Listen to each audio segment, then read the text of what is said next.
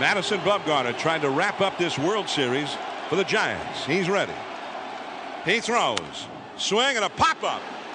Side the ball down the line in foul ground. He's got plenty of room, and he's got it. And the Giants have won. They have won the World Series for the third time in 5 years.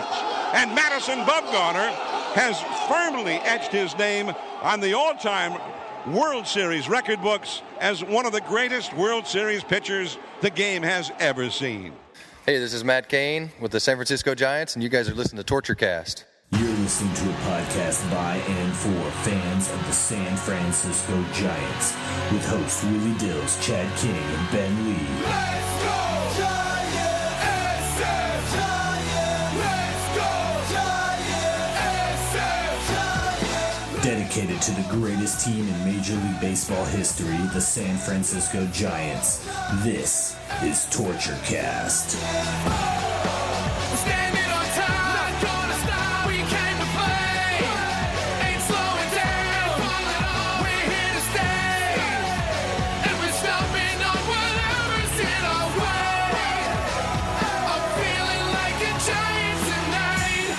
Welcome, everybody, to the Torture Cast, the podcast by and for fans of the world champion San Francisco Giants. My name is Willie Dills. Episode 77, we are the champs again. This is going to be a really fun episode because we do this all year, hoping that we get to do this particular episode. And now, for the third time in 5 years, we do get to do this episode. So I'm excited. I know that the people who are with me tonight are also very excited. Let's introduce Mr. Chad King, my co-host. What's up, buddy? How you doing? Oh, man, I am broke buying all this World Series crap. It's a pretty damn good problem to have. You have to get a Bumgarner jersey. You got to get a Pence jersey. You got to get a mug. You got to get all the stuff, right? Get all the swag. You got to frame some crap. I know. Right. It's tough. Yeah. Tough. It's tough being a Giants fan. Yeah, championship world problems, I'm telling you. Yep. And, of course, we also have returning the luckiest man in TortureCast history, and probably the guy who actually got this done for us, Mr. Eric Nathan. Welcome back. Absolutely. Thanks for having me. Yeah, it was all me. Let me tell you, all the words that I spoke out of my mouth that willed Madison Bumgarner to pitch 5 innings. I can't stop smiling. It keeps hitting you at random times during the day. You're like, oh my God, the Giants are world champions. Yeah, you kind of try to go back to regular life, and then I've noticed myself at work, and my mind starts to wander, and then next thing I know, I'm back on MLB Network looking at videos and finding slow-mo stuff to watch of Giants celebrating, and it's insane. It's really hard to concentrate on regular life again. Life has somewhat returned back to normal, I guess. I actually watched the Warriors game the other night, and but it's hard. Like the elation, it still kind of feels like it's a bit of a dream. Like the last month straight just kind of feels like a dream. It doesn't seem real yet. It hasn't really sunk in. I don't know how you guys are feeling. Has it sunk in? I feel better physically. Yeah, you've had a couple days of rest, and 30 days of just the anxiety and tension and looking forward to it, and analyzing and breaking down a loss or a win, and just kind of, always wondering how far they're going to go this year. And now the elation and all of that, kind of getting let down off of that, but also the fact that I don't have to build up those same emotions over the next week or 2 or 3. And so, you're not going to be grinding over a baseball game again for a while. No. So it's been kind of nice in a way. It's like they reached the pinnacle. They did exactly what we were all hoping for. Pushed us to the brink, but now it's like, boom, third trophy is sitting there on the shelf, and can kind of start thinking about real life things again, because I know that the three of us, and Ben too, we just get consumed with this shit, and a lot of stuff in regular life kind of goes to the wayside, chores, kind of how efficient you are at work. Kids. It's tough, man. I mean, there's a lot of, it's like, Chad hasn't seen his kids in a month. I hope they're okay. Well, it's like you feel like you're coming up for air after Daddy's that month-long journey. Daddy's come home. Like, where have you been? It takes a couple days to sink in. Like, the whole fact that we don't have any baseball hasn't really hit me yet. No. Because the glow of the World Championship is just so great. Oh, it's such a. It's nice. It's nice. You guys don't have as many people following you on Twitter that as I do because of other various things, but during this run and then afterwards, I've also gotten a lot of crap from people about, the Giants winning and stuff. And I tweet about it. I tweeted mostly from Torchcast because that's, I feel like, where it's more appropriate. But, I'd slip it in the occasional at Willie Dills tweet as well about that. And afterwards, I had a few kind of upset fans who were pissed off because I'm apparently like gloating because I'm talking about how proud I am of this team. I want to put this out there. I think all the teams we faced this year were incredible. I think every team that was in the playoffs was a really good team. Mm-hmm. And the thing that really just makes me the proudest is that now I am, validated that our team is the better team, that we believe that this team was the best team. And now we get to actually say it. And I hope people don't take that the wrong way who are fans of the other teams, I tweeted that the Royals could have easily won. Yeah. Oh, no question. Oh, my God. Absolutely. They absolutely could have won. Yes. They were a really good team. Yeah. But in the end, you also have to temper that with, but the Giants deserved to win the World Series. I mean, Bruce Bochy said it in the parade.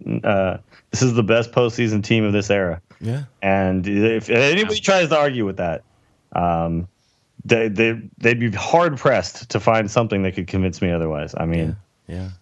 I know. It used to bother me when people would say stuff like, you're just lucky if this error didn't happen, if that triple-double didn't happen, blah, blah, blah. And it used to kind of get me riled up. Now I just kind of laugh at it because if people can't recognize the fact that they've won 3 World Series championships in 5 years and they're 9-0 in postseason series, 10 if you include the Pirates, you don't know baseball. You don't know baseball. Yeah. Yeah. Okay. Well, it's just confusing. Why are people trying to do that? Why do people forget that it's 3 and 5 years? That a team that's been there before would do it. I mean, like, suddenly it goes out the window. I think the sabermetrics kill things, and everybody analyzes how good each individual player is supposed to fit into each way, and then here the Giants come along with their plan, and they just do it. And I'm a numbers guy in the regular season. Don't get me wrong. I think it confuses people. I really do. Well, in a lot of other sports, you can really look at these numbers in particular. And also, no other sport really has the depth that baseball has as far as statistics goes. There's so many ways to break things down in baseball. Whereas in football, you can really only look at, say, quarterback threw this many times, this many completions, this many touchdowns, this many interceptions. Whereas a hitter, you can look at so many different facets of hitting. In the air, on the ground, to left, to right, to center, to the gap. So many different things that can be looked at to break down a player. And in the other sports, even with less things, breaking down a better statistical team generally means that team just won. Mm-hmm. Whereas when you look at the Giants, in the end, the one thing that we did better than everybody else was we won more times in the playoffs. That's the one thing that you could say, yeah, that's the thing we did better than everybody else. Outside of that, a lot of other teams had a lot of great performances, and another thing I have to point out, you have to give the Giants a lot of credit because this Royals team was 8-0, and then they met up with the Giants, and a lot of people I'm sure thought they're going to go 12-0, they're going to win the whole thing. I heard a really good argument the other day from a Royals fan on Reddit. Mm-hmm. He said, well, wait a minute, the Royals still have a better winning percentage this postseason than the Giants. Sure. Okay. And it's great. Like, all right, great. Did they have a trophy for that? Yeah, is there a trophy for that? So, the Giants lost 5 games, right, in the playoffs. Mm-hmm. They were 12-5, and the Royals were 11-4. Royals were 11-4. Yeah. But the winning percentage means absolutely jack. Of course not. That's the ridiculousness of some fans, bitter, jealous, whatever you want to. They're in their mourning phase, but. Coming up with things like that. And it's just like, well, we got more hits than you. It's like, well, that's not the point of the game, is it? No. It's not. But the thing is, when we go down, like say 2002, I'm sure we did the same thing. Like, if Scott Spezio didn't have that little crappy section in right field where the ball goes out by a foot, then we still win this World Series. And that's just how it is when your team doesn't win. It's true. Well, I don't know. I think I always blame Dusty. So yeah, that's true. We didn't blame much else besides Dusty. I mean, after Game 6, it was just kind of like Dusty. Yeah. And you know what though? That's not even entirely fair. A lot of that blame for that gets put squarely on Dusty, but we still had a chance to win Game 7. Just the air was taken out of our team. Hey, they went up 1-0. But he also went with Levon when the team wanted Kirk Reeder to Everybody pitch. wanted Kirk Reeder, Exactly. Yeah. Well, that's kind of why I still ate at Dusty. But forget about it. The Giants are world champs this year. But let's look at a decision like Bochy made, where everyone's clamoring for Bumgarner to start in Game 7, and Bochy does what I think Dusty would have done. Any manager I think would have done, which is start the guy who's supposed to start the game. And he goes 1 2/3, which by the way, both of our starting pitchers in 6 and 7 went 1 2/3. That's crazy to me how that we still were able to pull off one of those two games. But it just goes to show that the leash was incredibly short. Yeah. And the Giants were still going to play incredibly tough, and our bullpen out-bullpenned the Royals' famed bullpen, as much as we heard about their big three and the HDH or whatever, in the end, it was Affeldt who rose to the top over those guys. And it's a crazy story, this 2014 team. It's an insane story. Yeah. And I cannot wait for the DVD to watch over and over. I know, right? There was a really good thing, Chad, you posted to our Torture Cast earlier today. That was the little ESPN kind of 4.5 minute or so long breakdown. Yeah, it was MLB Network. They had a little summary. And it went back to, being the best team in baseball, 42-21, and then being absolutely the worst team in baseball, and then going on a little bit of a streak to kind of get back in there. Then you have Pagan go down, and you have Kane obviously went down earlier on, and it just looked really bleak, and then the just magical playoff run to get in barely, as technically, like we talked about, there technically would have been a playoff game anyway against the Pirates, but to get in as the second wild card and the 10th seed in this entire tournament, technically most people would have considered the team with the least chance to win it all. And this really goes to show that from here on out, you can never argue with someone when they say, hey, get to the playoffs and anything can happen. Because we've heard that plenty of times on KNBR. Just get to the playoffs, anything can happen. And when you have pitching like the Giants do, when you have players who believe like our players do, absolutely anything can happen. And it did. And we're going to talk about it. We're going to talk about all of it. So let's just talk about Game 7. I mean... Yeah, no use in talking about Game 6. No. When we last podcasted, we were up 3-2 going into Game 6. And Game 6 essentially was like a throwaway game. We might as well talk about it for a second. I mean, it mattered. It was part of the story. So we lose Game 6 10-0. And I want to point out a couple things about this game. I don't think Peavy was pitching that bad.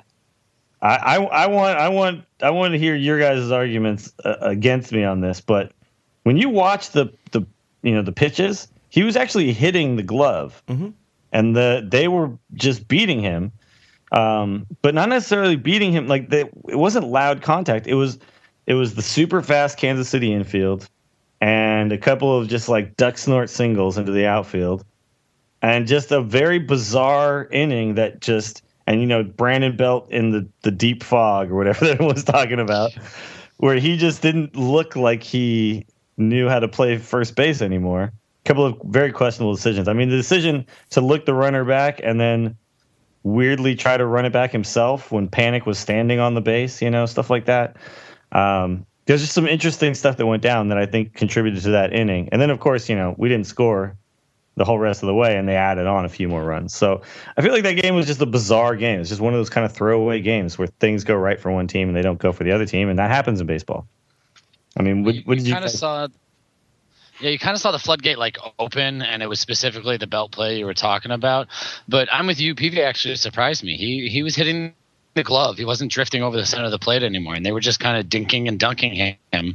And the Royals kind of did to the Giants what the Giants had done many times this year, even this postseason, is dink and dunk you to death and keep the pressure on, and that's why I kind of avalanched into the 7. I thought it was fine pulling Peavy. I think Peavy would have gotten knocked around, and there's no need to have him and his World Series career just getting absolutely demolished. No way. I think it was right to pull him. I definitely agree with that. But then you saw, the vaunted Petit got knocked around a little bit too. It wasn't even that. It was like anybody that got put in that inning was going to struggle because it was just a weird inning. And this happens in baseball all the time, and that's the BABIP factor. That's. You hit a ball, you make contact, and anything can happen. And that field there is crazy. I'm glad we don't play on a field like that 160 or 81 games a year because it makes for really weird baseball. Ground balls so Game 7, Panic's double play, which is an amazing double play. That's a ball like in San Francisco. I think he catches standing up. I think he runs it down and backhands it. And there in Kansas City, he had to dive and barely get to that ball. And that's just the way that field plays. Plus, you have a massive outfield with a ton of room to cover. So, that outfield or that field is kind of perfectly suited to that style of team. Fast guys, contact hitters, not a bunch of big power guys necessarily. And they took full advantage in that Game 6. They did what the Royals were supposed to do, which is just be nuisances on the base paths and put a lot of pressure on. Yeah, Game 6, like you said, was a throwaway game, and Jake Peavy, I thought, was actually pitching pretty well. He broke 3 bats that inning. Yeah. And all 3 ended up being hits. Then you have Belt brain farts. Then you have the infield playing in, and you get Hosmer chopping one. Basically right in front of home plate. Over Brandon Crawford's head. That's the field. Yeah, it's the field, exactly. Make that rock hard in front of the plate on purpose. That's part of their deal. So just real crazy shit. By all rights, they probably should have scored at least a couple that inning, but not 7. 7 was just off the charts stupid. So he put in Petit when they had 3 or 4 scored already, and Petit just couldn't slam the door, and everyone always says that he's better with a clean inning, right? He's not good coming in relief, and maybe that has something to do with it. But the fact of the matter was, when it got to 8-0, you realized. Well, I should say after Buster Posey swung at the first pitch after like 6 straight balls in the next inning. Oh my God! Grounded into the double play. Oh yeah! Walk the bases loaded, and Panic has an amazing at bat to get the walk. Yeah. Buster Posey comes up and swings at the first pitch and hits a double play. All of that game was just like nothing went right for the Giants. Yeah, and it's a completely different feeling from 2002 Game 6 when you're 7 outs away with a 5-0 lead. This is just like, well, shit, wasn't our night. All right, so what we need to do is just reset. It's one game, winner take all. We reload our bullets. They reload their bullets as far as the pens are concerned because we just threw out our trash. We had that's true. We actually got and Strickland go out there because he found a way to get through 7 more innings. Yeah, with the back end of that bullpen. Yeah, and he saved a bunch of guys he never used in Game 7, but he did a great job getting through that Game 6 without burning them. Because think about it this way, guys. I know the Royals could have been in a similar situation, but I think the Giants would have been at more of a disadvantage if it was a close game, if it was a 1 or 2 run game, and he did use Lopez and Affeldt. Obviously not Bum because he said he was saving him for Game 7. And Romo and Casilla, and they lost. Then those guys are expended or at least really tired for the next day. They're going to be used. Obviously, they can be used two days in a row, but they're not going to be at full rest. And so I think in a weird way, you just got to look at the silver lining of it all and say, okay, we got to come full bore now in Game 7, same with Kansas City, but those 10 runs don't spill over today. No. It's no, 0-0. They don't count for tomorrow. Tomorrow's a 0-0 game. Willie, I thought of you that night. I went and I Twitter searched Royals runs tomorrow, and I started retweeting Royals fans. They were saying, "Stop, save some for tomorrow," because I was just laughing. Yeah. Once you knew it was a blowout, you'd already, you could watch that game away before it even ended. No, absolutely. It was that kind of. Yeah, it was that kind of game. So I totally thought of you. I started retweeting some of them, and everybody was saying that. I got such a kick out of it because it didn't matter. The thing. It's a baseball. It's one of those baseball things. It's not actually true, but It'll never go away. Yeah. So I just like when you look at this, Bochy got 8. Okay, we only had to go 8 because obviously, we don't need to get them out one more time at home. So we only need to get 8 innings, but we got 3 innings out of Machi, which was huge. And he actually did give up 2 more runs, but at that point, it's like the 3 innings, the 9 outs he got was really the thing. Yeah, the innings were more important than the runs. Yeah, and then we get 2 out of Strickland, which is way more than he's done and is probably supposed to do. Gave up another bomb. He gave up another home run, which actually set a record. Yeah, set the record. So Strickland's now got a record of his own. And then we got 1 out of Vogelsong. I think the thing that surprised me the most was no Timmy, and I think that Timmy was actually part of the plan for Game 7. More than Vogelsong ever was. I think the fact that we had to use Petit meant that Petit wouldn't be able to do something like 4 or 5 in the next game. And obviously we weren't going to need that because we knew Bumgarner. But I actually think the reason Timmy never went out there was he might have been part of the plan for Game 7. Yeah. It's one of those weird things where, you think maybe that's the perfect time to use Timmy to eat up some innings, but he actually pitched in this playoffs. He pitched 1 2/3 and didn't give up anything. So, Timmy, I think, had actually. He was really nervous apparently before Game 7, so you got to wonder if he knew he might. Yeah, they talked about it. I don't know if you saw that little beard thing he built. Yeah, he just started making some arts and crafts. Yeah, he said he didn't know what he was doing, but he was just so nervous before Game 7 that he started doing it, and that's why he emerged with that. I read it somewhere today. I wish I know where. Yeah. But you got to wonder if, like you said, Bochy had mentioned to him, I may need to come to you for a big out today. Yeah, I think Timmy knew, and I think Bochy knew, like that's the reason I'm not going to use Timmy. I think I'd rather go with Machi, Strickland, and an inning out of Vogelsong than use any Timmy today. Yeah. I think he did potentially factor into Game 7. Now, we all know that once Game 7 rolled around, we didn't need Timmy at all. And there's a big reason for that, and that big reason is Madison Bumgarner, who basically completed one of the most amazing things we've ever seen in any. I mean, the performance of Bumgarner is going to go down in history. And I had some guy tweet at me how no one who's not a Royals or Giants fan is going to remember this World Series. Oh, that's right? bullshit. Yeah. Oh, and I told him, I was like, you need to shut your shit up right now because that's ridiculous. I was like, this is like Madison Bumgarner's performance in this entire playoffs is going to be talked about 60 years from now. They're going to be talking about this World Series and this playoff run that the Giants had. And just that alone means that this whole 2014 season, these playoffs, they're not going to get forgotten. It's just not going to happen. No. A couple weird things about Game 7. There were no pinch hitting on either side. Nothing like that ever happened. It is American League ballpark. It is. Yeah. There's less pinch hitting. But I feel like the Giants still have situations where you can, get in righty or lefty. And I think also a big part of that was starting Perez in left field. I think that's you hit it right on the head right there. Once Perez started, he was going to stay in there no matter what. So they were. But I was expecting that at some point we might see like an Ishikawa moment or something to try to get a lefty. But it's pretty much just because Perez. But that game 7. Going in after Game 6, I kind of want to get your guys' impressions of how you actually felt. Where was your confidence level at? Chad, where were you? Like, how were you feeling? Were you feeling confident, or were you just like, it shifted. It shifted for me over a 16-whatever-hour period. So after the game, actually, I didn't watch the whole game, Game 6. Once it got to 8-0, to be honest, I turned it off, and I went and played with my kids because I figured I will never do that. It's just, but I get it. I mean, don't get me wrong. I checked my app here and there just to make sure, it wasn't like the most historic comeback in World Series history. But got to do it. It would be a game like that, right? Yeah, exactly. It was recording too, just in case. But I just said, look, tonight's over. It's okay, no problem. And I was all right. But when I went to bed, I told my wife, I was like, man, I was telling the guys on the podcast, if they don't win Game 6, I don't think they can win Game 7. I think 6 is the key.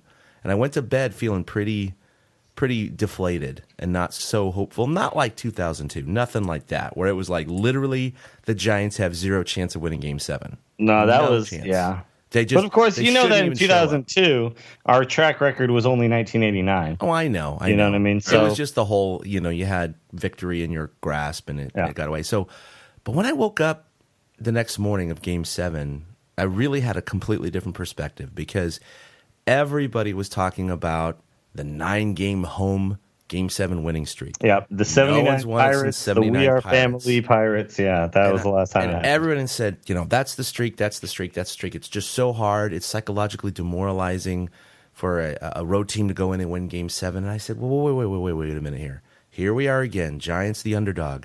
We have a streak that has zero relevance on this current Giants team. None whatsoever. None of those teams have any bearing on this current Giants team. Yet the Giants themselves, with many of these players, up to 15, of these players, participated in the current 8 postseason series winning streak, participated in the current 7-game elimination winning streak. And I was thinking, okay, that's kind of apples to oranges. Of course, our streaks mean a lot more than some esoteric Game 7 road, home game winning streak. So I said, you know what? This has way more bearing, so I'm going with my streaks. And so that's when I started tweeting out and Facebooking from the TortureCast account going, screw their streaks. We got our own to protect, and these are more relevant. And then I felt confident. Yeah. I figured they were going to get it done. I really did. Especially with Mad Bum. I mean, Mad Bum doesn't.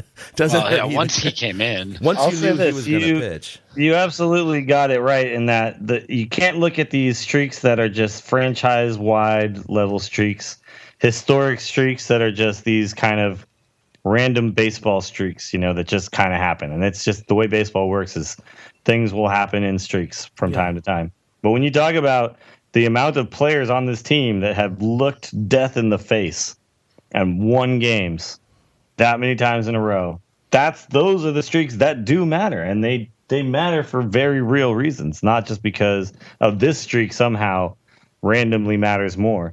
No, when you look at the players versus the players, like if you had talked to me about the Giants playing in Kansas City in 2014, maybe we could talk. But to talk about all the other teams that have none of the Giants players, and since '79, that means absolutely zero. And it meant nothing to me. But it took a good night of sleep to. But it's a nice story to kind of think about that. Doesn't mean I wasn't shitting my pants during Game 7, but I did feel pretty optimistic heading in. I did. All right, Eric, how are you feeling?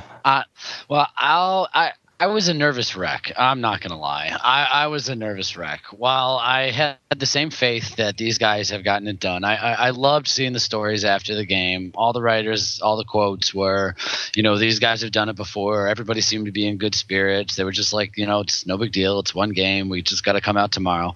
I saw all that, but once I ran out of stuff to read, I just started getting nervous. Yeah. And it wasn't 2002 nervous. You're right. It wasn't. It wasn't like that at all. It was just more it's one game, anything can happen, and that always freaks me out. I'm the same person that back when they were facing Pittsburgh, I was freaked out. I hate coin flip games. I absolutely hate them because the Giants, to me, had the upper hand. It's like you said, it was apples to oranges because of all of the things that the Giants have accomplished. I saw that they had the upper hand in every way, but anything can happen. And it's scary all the way up until about a half an hour before first pitch. And then suddenly I got a jolt of confidence and nothing but positive feelings about the game, all because of Tim Flannery's Facebook post. Oh, wow. It's like snap back in and kind of, put a perspective on things that was good to me that I liked. And I was like, okay, just put nothing but positive thoughts out there. Don't worry about them doing it. Just know that they can and get behind that they will. And it kind of got me to that point. And then I got on the Game 7 roller coaster when that started. But I was a nervous wreck. I didn't sleep till daylight came. I was a nervous wreck. I was also cautiously optimistic, I think I would put it, and was definitely nervous. The entire day was kind of a wash. There was really nothing going on in my brain except for thinking about Hudson. How long can he go? How short's his leash going to be? How long can Bumgarner go? Why is it that Hudson should start over Bumgarner? Why is it that Perez should start in left field, which is actually something I was thinking already and was really happy to see. Actually, when that happened, that was like the first kind of like calming moment of like, okay, Bochy's managing this correctly, and we're going to get the good Bochy tonight. Not the Bochy everyone's been second guessing because he's throwing in Strickland against, power hitting lefties. We're not getting that Bochy tonight. Bochy's going to manage this game the way that we know Bochy can manage a game, and he fucking came through. Flying colors. The entire team came through with flying colors, and especially Bumgarner came through with flying colors. So let's go through this game. This is one of the. I'm gonna look at this single game, as one of the best moments in my history of being a Giants fan. Just as a one game. I mean, we've had the JT Snow home run, the Brian Johnson home run, and Barry Bonds breaking records, and 2010 and 2012, and but this game here was ultimately so satisfying, and so fun to watch, and just so intense in every way. To win it 3-2, just everything about it. To have nervous moments, to go up 2-0, to give the 2 runs right back, have Michael Morse get the go-ahead hit. All of those things combined to make this one of my all-time favorite games that I'll look back on for a long time. So we obviously have Huddy starts the game, and we all know the story. Oldest Game 7 starter in World Series history, 39 in 103 days or something like that. Yeah, like 15 more days older than Clemens or something. Yeah. But I mean, cool, big story, I guess. But 15 days means nothing. But Hudson had an amazing first half. He was an all-star. And then, as a Giants fan, we watched him have somewhat of a collapse over the second half. And but then also pitch one of his best games in this playoffs against the Washington Nationals. And, get us to that 18-inning game with a 1-run deficit where we ended up actually tying and then winning that game ultimately. I still felt like that game meant something as far as what Hudson has and the mettle that he has and what he can actually do, what he can bring. So I felt good about Hudson starting. And a lot of people were clamoring, start Bumgarner. If you're going to pitch Bumgarner a few innings, why not just start him? Why not just start him? Yeah. And, I'm just going to delete that we're going to talk about it later, because I just want to talk about it right now. Here's why you start. And I think, Eric, you even put a thing up on your website, right? Who should start? Yeah, I did. I threw it up during the game once the Giants started getting killed, and I saw the exact same chatter. I was like, ooh. And people really were debating that. Yeah. Okay, so this is why you start Bumgarner. This is why you start Hudson. First of all, I know Bumgarner's been a Superman throughout these entire playoffs. We're all aware of that. However, no matter how good the man has been, what you're asking him to do, essentially, is start a game on 2 days rest and then be that same guy. And to me, that's just asking too much. That's asking way too much. And if he comes in and he's a little shaky at the start and they ping him for a run or two, we're screwed. It's over.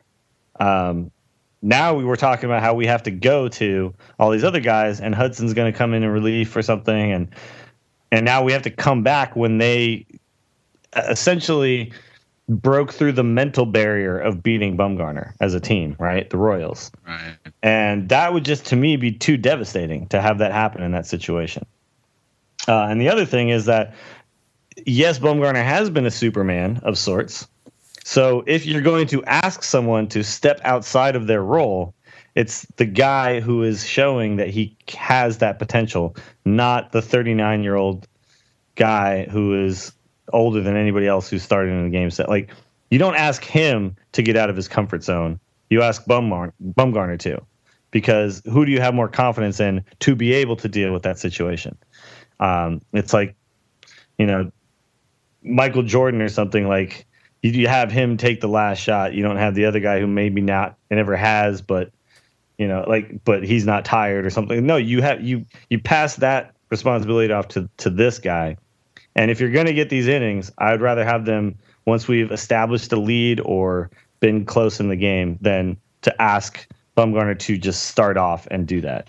And it speaks to the psychological aspect too, where would you rather have Bumgarner first, and once you do, say Bumgarner just runs out of gas after 5 or 6 innings, even if he's shutting them down, anybody else comes in, it'll be that feeling we all talked about, like when Zimmerman left the mound, oh, good, get that guy out of here, and mentally they would get over it instead of having Bumgarner kind of like looming over the festivities, like, you got to get it done now because I'm going to come in and I'm better than your HDH. You know, I kind of like that. Yeah, I like that psychological aspect of it, that this, like, it's funny because Bum's got that really long wingspan, so it's almost like this winged creature was standing there looming over the game saying, you got to get it done now because I'm going to come in and just close this place down. And the fact that he went out to the bullpen with all the bullpen pitchers and everything and all of that stuff, it had to be intimidating to the Royals players to know that if we don't get this lead early, we're going to be facing this guy down the stretch, and we may not be able to do it. We haven't been able to do it so far. So I think Bochy made absolutely the correct call in starting Hudson. Plus, the fact is that you have all the bullets available. So do you shoot your biggest bullet first? And if you miss, now you've got like some BB gun pellets that you're going to shoot after that? No. Like, you save your mortar round to finish them off. You know what I mean? Like, you come in there and you jab, and then you haymaker with Bumgarner. And I felt like that was the correct kind of strategy going into this game. And obviously, none of us expected him to be able to go 5, right? No. That was not on our team. 5, no. For me, that was the biggest surprise. I was completely in agreement with you guys and Bochy with starting Hudson. No doubt in my mind because of what you just said. He is not necessarily comfortable with coming out in relief. And Bum's done it 5 or 6 times in his career, including that big one in Game 6 of the 2010 NLCS. Yeah, 2010 as a 21-year-old, he came out and he was amazing. So he has the mental fortitude to handle things like that. Plus he's the guy this year. He's the guy. Yeah. Like he's gonna have like Tarzan pound my chest confidence when he comes in. Well, and I think we talked about this in our last podcast, but we were kind of working backwards. At least I was. I was thinking, okay, Game 7, 9th inning we have Casilla, 8th inning we have Romo. 7th inning we have a combination of Lopez and Affeldt and maybe something else. So if Bumgarner, and he said they were saying he was good for 40 to 60 pitches. So you're thinking like 3 innings, pretty much 4 innings tops. That's about 3 innings, 4 innings maybe if he's really good. Yeah, you're thinking 6th, 5th, 4th, right? That's 3 innings right there. So one time through the lineup, essentially. If Hudson can go 3 innings, Bum can be the bridge, and the bullpen will take care of the rest. We got this. And, of course, Huddy only went an inning and, 2/3 or whatever. So I was actually, let's talk about that part of the game. We take a 2-run lead on the backs of our killer P's there. Yes. Which was massive. It was that whole, runs thrown in. Yeah. RTI, because they scored both runs again. No base hits. At least that scored the runs. It was 2 sacrifice flies. Not the RBIs were not on base hits, but the runs were created. And Pablo going to third on that fly ball, it was huge. Was shocking, huge. Yeah, shocking and huge. Yeah. Whoa, I didn't think he had that. He created through hustle. I mean, it was. Remember the game Brandon Belt like stole a base or whatever, or tagged up from first, and then like it was like that. It was like all of a sudden, like, where did these wheels come from? But we should definitely talk about that because getting those 2 runs was huge, obviously, and we were all feeling pretty good at that point because we're thinking, okay, 2 runs in this game, it's a gut punch to the Royals, right? And we got them with good baseball, essentially. Yeah. Not through mistakes on the Royals' part, not through anything like that, and then to have them come right back and score 2 more, like, where's your head at when Huddy gives up 2 in the next inning, and essentially also on some kind of dinky whatever. I mean, the one hit, the double to the gap that got to that was a good hit. That was a good, but outside of that, there wasn't much in the way of solid contact. Again, I don't think Hudson was actually pitching badly. It's like it was like it felt very much like, oh my God, here we go again. This is PV from yesterday. Yeah, that's what I was thinking. I mean, I wasn't disappointed in the 2 runs that were given up. I mean, yeah, sure, it tied the game. It was not a shutdown inning.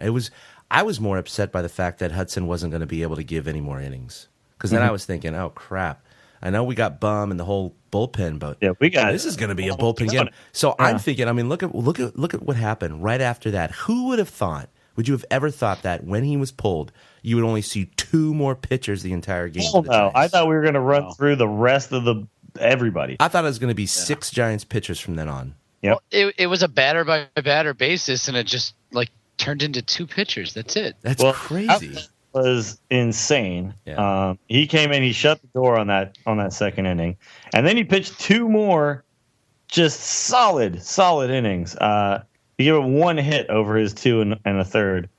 Didn't walk anybody, didn't strike out anybody. I mean, it was all felt specials, just pitch contact, ground balls. Yeah. And then of course he also had the amazing double play there, which was.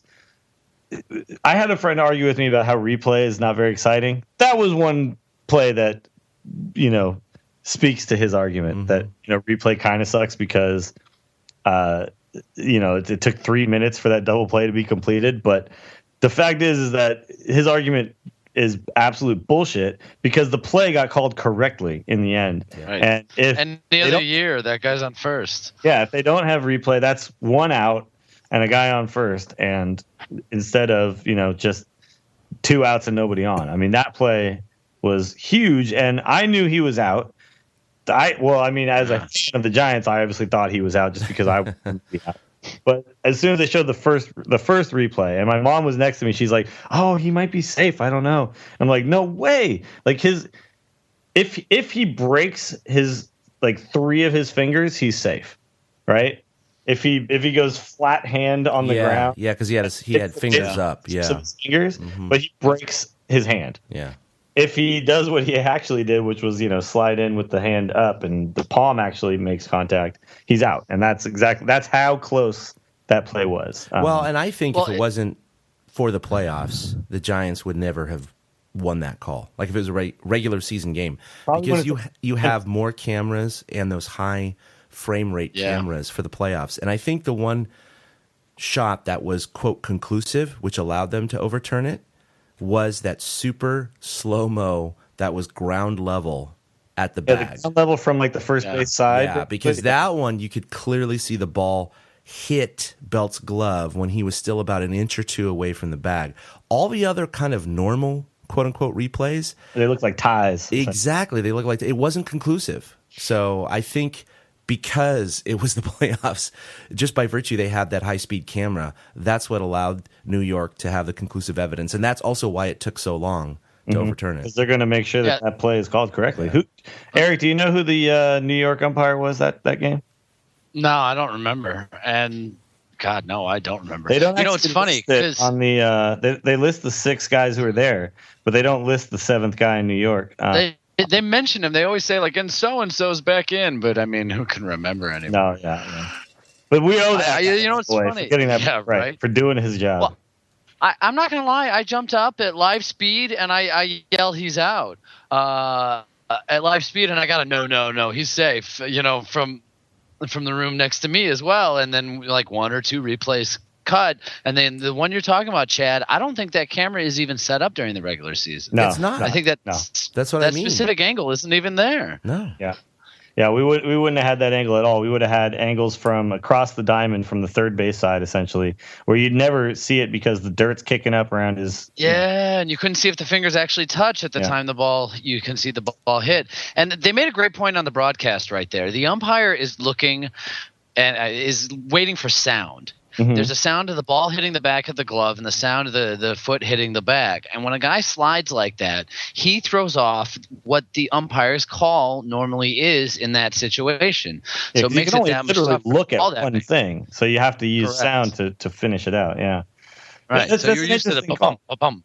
Yeah. Oh, well, we can all thank Hosmer for sliding on that one, by the way. I feel like he may have beat it out if he run. I mean, I think Hunter Pence beats it out with just his normal toe touching the first. Hunter Pence has one of the greatest ways to touch first base when he's trying to beat it out, where he doesn't actually hit his foot on the base. Mm-hmm. It's like he toe taps it. He toes it, yeah. Yeah. And it's one of the most effective ways to actually beat out. They had that. I know we've talked about this before, but that MLB StatCast has actually been pretty intriguing the entire playoff, run for all the playoff series in terms of, breaking down each play in terms of speed, reaction time, miles per hour on a throw, all that stuff like that. They broke down that double play, and they showed his top speed was 18.7, whatever it was, miles per hour before he slid. Once he slid, his speed going into the bag was 15, which he was thrown out by 0.02 seconds, 2/100th of a second. So they said if he had continued at his 18.7 miles per hour, he would have beaten it out. Yeah. Like it's finally, I mean, everybody knows this, quote unquote, but there is the actual numerical breakdown of like, yes, he slowed down when he slid. He would have been safe if he went through.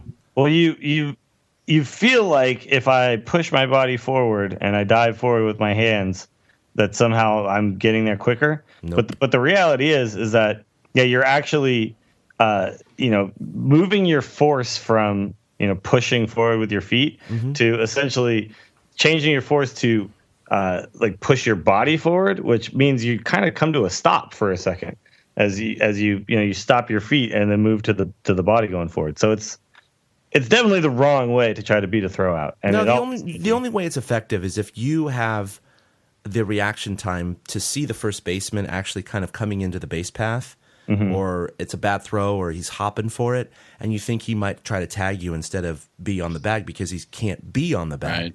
That's really the only time that a slide is effective, to evade a tag. As far as beating a throw out, absolutely the worst thing you can do. Yeah, it's like it's the only bag that it makes sense to never slide on because you don't have to stop on it. The reason you slide They don't penalize. Right. Yeah. The reason you don't slide into the other bags is because you actually have to stay on the freaking bag. So one of these days people will figure this out and they'll stop doing it, but whatever. I'll thank Hosmer every day for that one. But that play was amazing. Just the way he was able to make that without even transferring it, knowing that he didn't have the time to transfer that. I thought up until that play, the Lorenzo Cain catch of Hunter Pence at AT&T Park in Game 5 was the best play. Panic's play was the defensive gem of the World Series. So StatCast broke down his reaction time. Did you see what that was? No. I thought it was a misprint. It was minus 0.03 seconds. And I was like, well, how could it be minus? I don't understand. So he broke towards the ball before it was hit? He anticipated based on the swing. Wow. He actually show Panic, everybody. He actually forecasted. I would like to see a breakdown where they show him swinging and Panic, in position. Yeah. And actually see that in action, like synced up in real time. Yeah. That would be pretty impressive. Yeah, they said he actually started to break to his right before the ball was hit because he could anticipate the angle of the bat and the pitch. The great ones do that. And that's the great ones, ladies and gentlemen. That is a rookie. That is not a guy who's playing second base for 10 years. Yeah. He was a shortstop. He just started playing second base recently. Well, and because of Brandon Crawford clogging the system. Right. Yeah. And I mean, it's completely obvious because he barely got to that ball that if he had a normal reaction time of, let's say, a quarter of a second or a tenth of a second, he would have missed the ball. So the other thing, too, is you can see the ball picking up speed as it skips across that infield. Yeah, that rock hard asphalt. Yeah, and as he went into the dive, it looked like it was going to get through. As I was watching it, I thought that ball was getting through. Oh, I thought it was a base hit all the way. Actually got to it, I thought, okay, well, he's going to keep him at second and first now. Essentially, that's what I thought at the time. And then he amazingly and the thing is that Hosmer is out by a mile if the flip isn't high, but obviously when you're flipping straight out of your glove, you can't give Brandon Crawford a perfect feed, Right. But you got to credit Crawford's arm and his ability to quickly go from catching it high to his left and getting into a throwing motion while stepping on the bag. Well, he threw that flat-footed too. Yeah, absolutely. He threw that at 72 point something miles per hour, flat-footed. It's insane. Yeah, and normally he's able to put a little more juice on that, but that's it speaks to that duo right there. I would love to see turning double plays for a long time in San Francisco because that was a thing of beauty. Yeah. All right, so besides that play, we got to quickly give some credit to Michael Morse too, because Morse's game-winning hit there, which at the time we didn't know was going to be the game-winning hit. But Morse's game-winning hit is a thing of beauty against part one of the three-headed monster, right? He basically takes a really tough pitch to hit and he put a damn good swing on it. And I believe it was a 2-strike count, if I'm not mistaken. It was 0-2. Yeah. Yes. So he found a way to beat a really good pitch and go the opposite direction and get that run home, and that was all we needed. That was it. So in the end, Michael Morse is down, and we're not even sure if he's ever going to play in these postseasons. And he comes up with some of the biggest hits and looked extremely good at the plate during that playoff run. And all credit goes to him for staying ready and being ready and making maybe one of the biggest swings of his career. Has to be one of the biggest. I mean, a home run aside. He just made one like a week and a half before that by hitting the home run before Ishii. So, I mean, that's like something else. But that's the thing, is that even though that one was big, I feel like the one in Game 7 of the World Series now counts as being even bigger. You know what I mean? Technically, it was bigger, yeah. Yeah. A single turns out to be more important in Michael Morse's career. But he got to one up himself in the span of 7 games. He went from hitting the tying run in the clinching game to send the team to the pennant to knocking in the first and winning run in Game 7 of the World Series. That's phenomenal. Yeah, it's not a walk-off home run in Game 7, but he can frame that box score for Game 7. Oh. And down in the little bottom there, it's going to say GWRBI Morse. Yep. Yeah, pretty sweet. Much like Jeremy Affeldt, who got the win, and he gets to have that forever now. Michael Morse, I mean, that was impressive. That, like you said, he was always swinging the bat well. Those last 2 games in Kansas City, he seemed like he was all right. He was locked in, yeah. No, he had really bat speed going. He was able to cover the entire plate. We all know he can hit a fastball, and he proved it right there. So, I thought it was Morse. You guys noticed the top 3 in the order, Blanco, Panic, and Posey did just nothing in Game 7. Nothing. And nothing. Literally nothing. For whatever. Posey, like, I've never seen Posey look that bad. I've never seen Posey look that bad at the plate. He was tired, and that's all right. He gets a break now. Real slow bat. Really slow bat. Yeah. After the 2 runs were scored, though, for the Giants, and then the Royals scored there, too, I wasn't as worried because I felt like Pence and Pablo were going to keep that engine going in the middle of the lineup. Like, when it turned out that the top of the order went down 1, 2, 3 in the third again for the Giants, and then Panic makes the double play to send them to the 4th when they score the Morse run, I kind of felt confident going in there. Like, okay, they've got the mojo working their way, and they've got the right guys at the plate to do this, which is exactly what happened. Yeah. Yeah, Pablo ends up scoring that run, and Pablo goes 3 for 3 with a hit batsman. Got hit right on the elbow bone, and yeah, and here's the crazy thing. So Pablo hits 429 in the World Series, and he doesn't even have the best average on the team. I know. Hunter Pence goes 444 in the World Series. It was like those guys coming through in the it was all luck, yeah. But it was those guys coming through after Pence was actually scuffling hard at the end of the season and put it all together again down the stretch there in the playoffs. So those guys were insane during that entire World Series, and we don't win with everybody says we won with one pitcher, but we didn't win with one pitcher. We won with a lot of pitchers, and we won with a lot of guys who played extremely well, on the offensive side of the ball as well. You actually had, I don't know if do you guys know who had the most RBIs in the World Series for the Giants? Oh. Don't look it up. No. Don't look it up. No, I'm not looking it up at all. Who do you think it was? I'm going to say Hunter Pence. Okay, Eric, who do you think it was? I'm going to go with Pablo. It was Brandon Crawford, everybody. Brandon Crawford had 9 RBIs. Really? Yeah. Wow. Yeah. Okay, that's something I did not know. I thought I had seen every breakdown of every stat. No, Brandon Crawford had 9 RBIs. Suddenly we're taking Brandon Crawford for granted. Wow. Yeah, exactly. I mean, it's this entire everything about this whole I've heard people say this. I've heard KNBR people say this, that the Giants won the World Series on the back of one pitcher. And you cannot say that. You just can't do it. I mean, it's just not possible. Nope. That doesn't work, first of all. Sorry, I'm talking about postseason. Sorry, I said World Series, but it's postseason. Excuse me. Oh, okay. Sorry. Yeah, I thought that was a little high. Hunter Pence did have 5 in the World Series. Okay, I thought it was a little high. Brandon Crawford had 9 RBIs over the postseason run. Okay. So it goes Brandon Crawford at 9. Yeah, you got the 4 from Pittsburgh. So. Yeah. So Belt, Panic, and Pence had 8 over the playoffs. Ishikawa and Posey was 7. So even though Posey looked real bad at the end there, he still got 7 RBIs throughout that and 17 hits. So, he still did his thing. And then Pablo just scored all the runs, essentially. Yeah. Pablo and Pence scored 12 runs each. Well, they also each got a base hit, I think, in every game of the World Series, becoming like the third set of teammates to do it. And Craw had a chance to join them. He got a hit in the first 6 games and didn't get a hit in Game 7. Yeah. Hunter Pence and Sandoval both with 12 hits in the World Series over a 7-game span.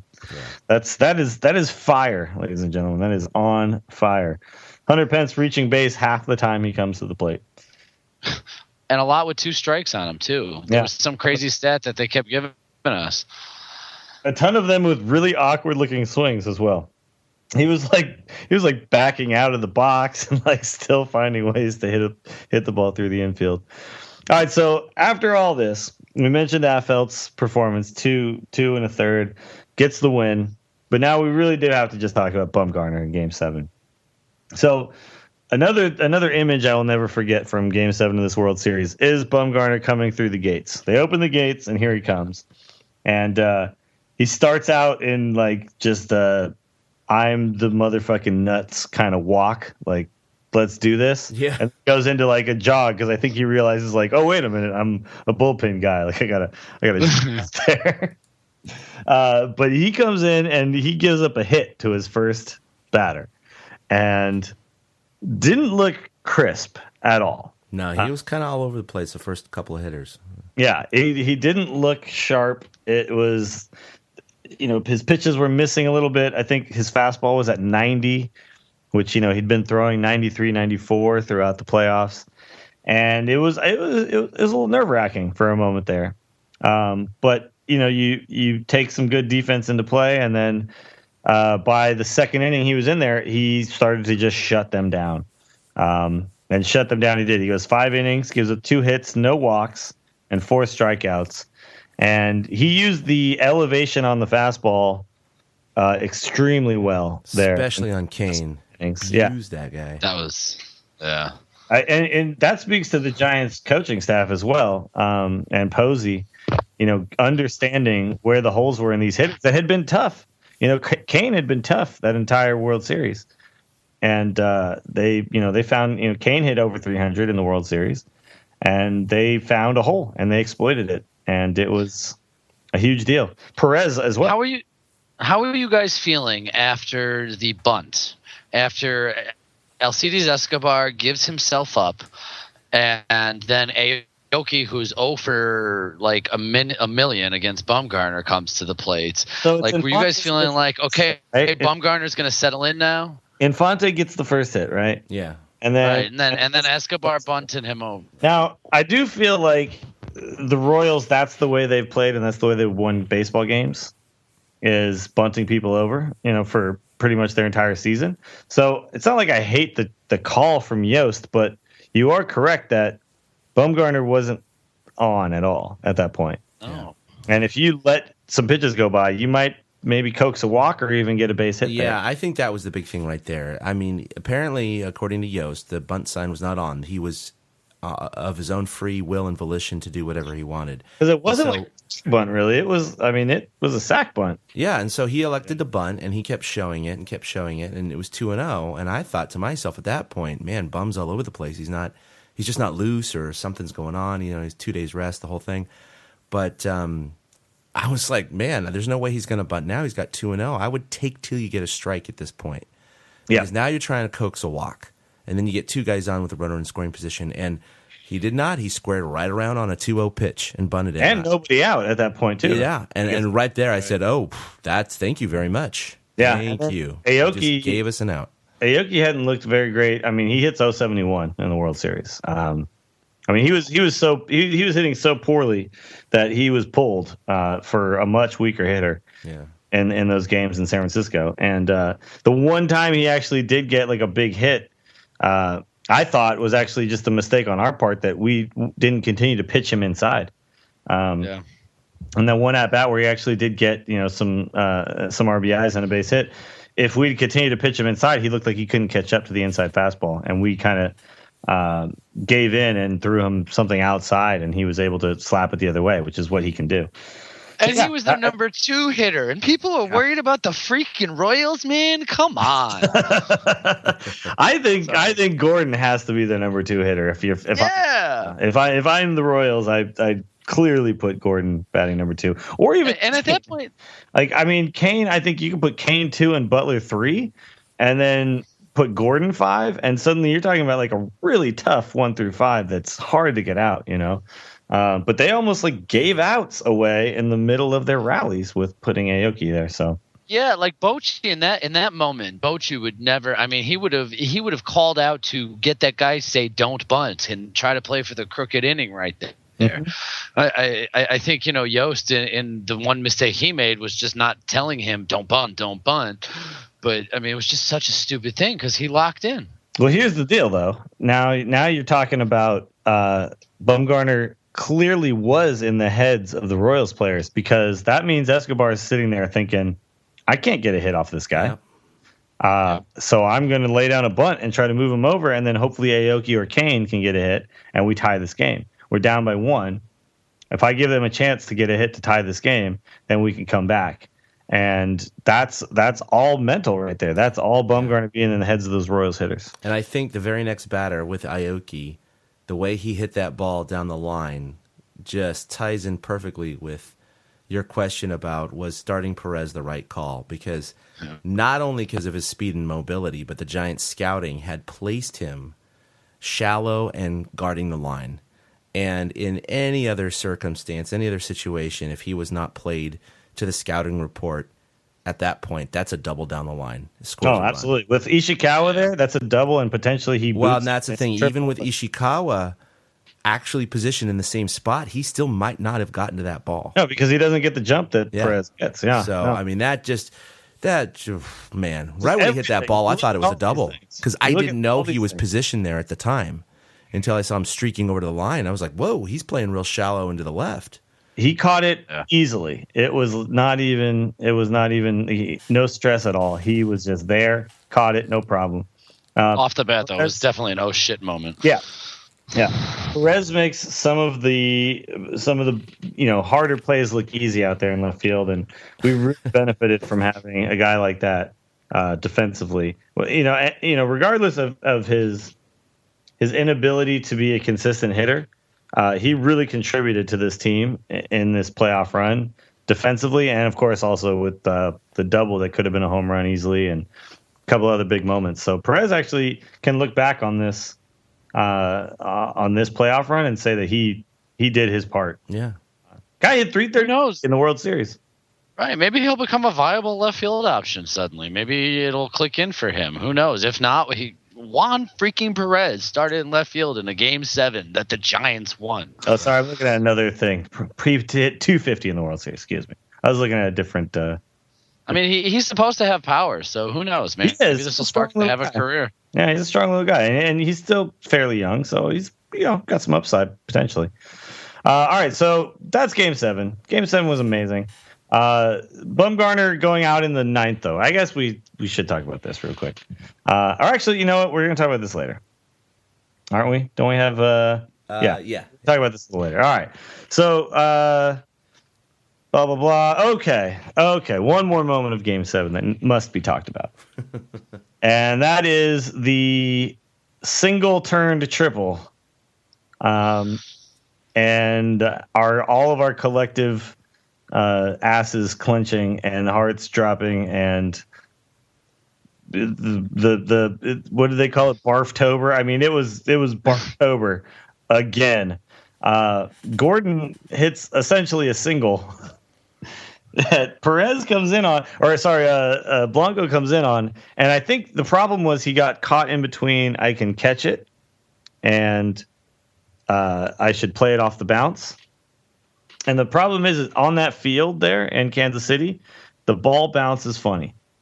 And so essentially I think what happened there is he initially thought he was going to come in and catch the ball. And I think that's why Perez wasn't backing up. He thought he was going to catch the ball too.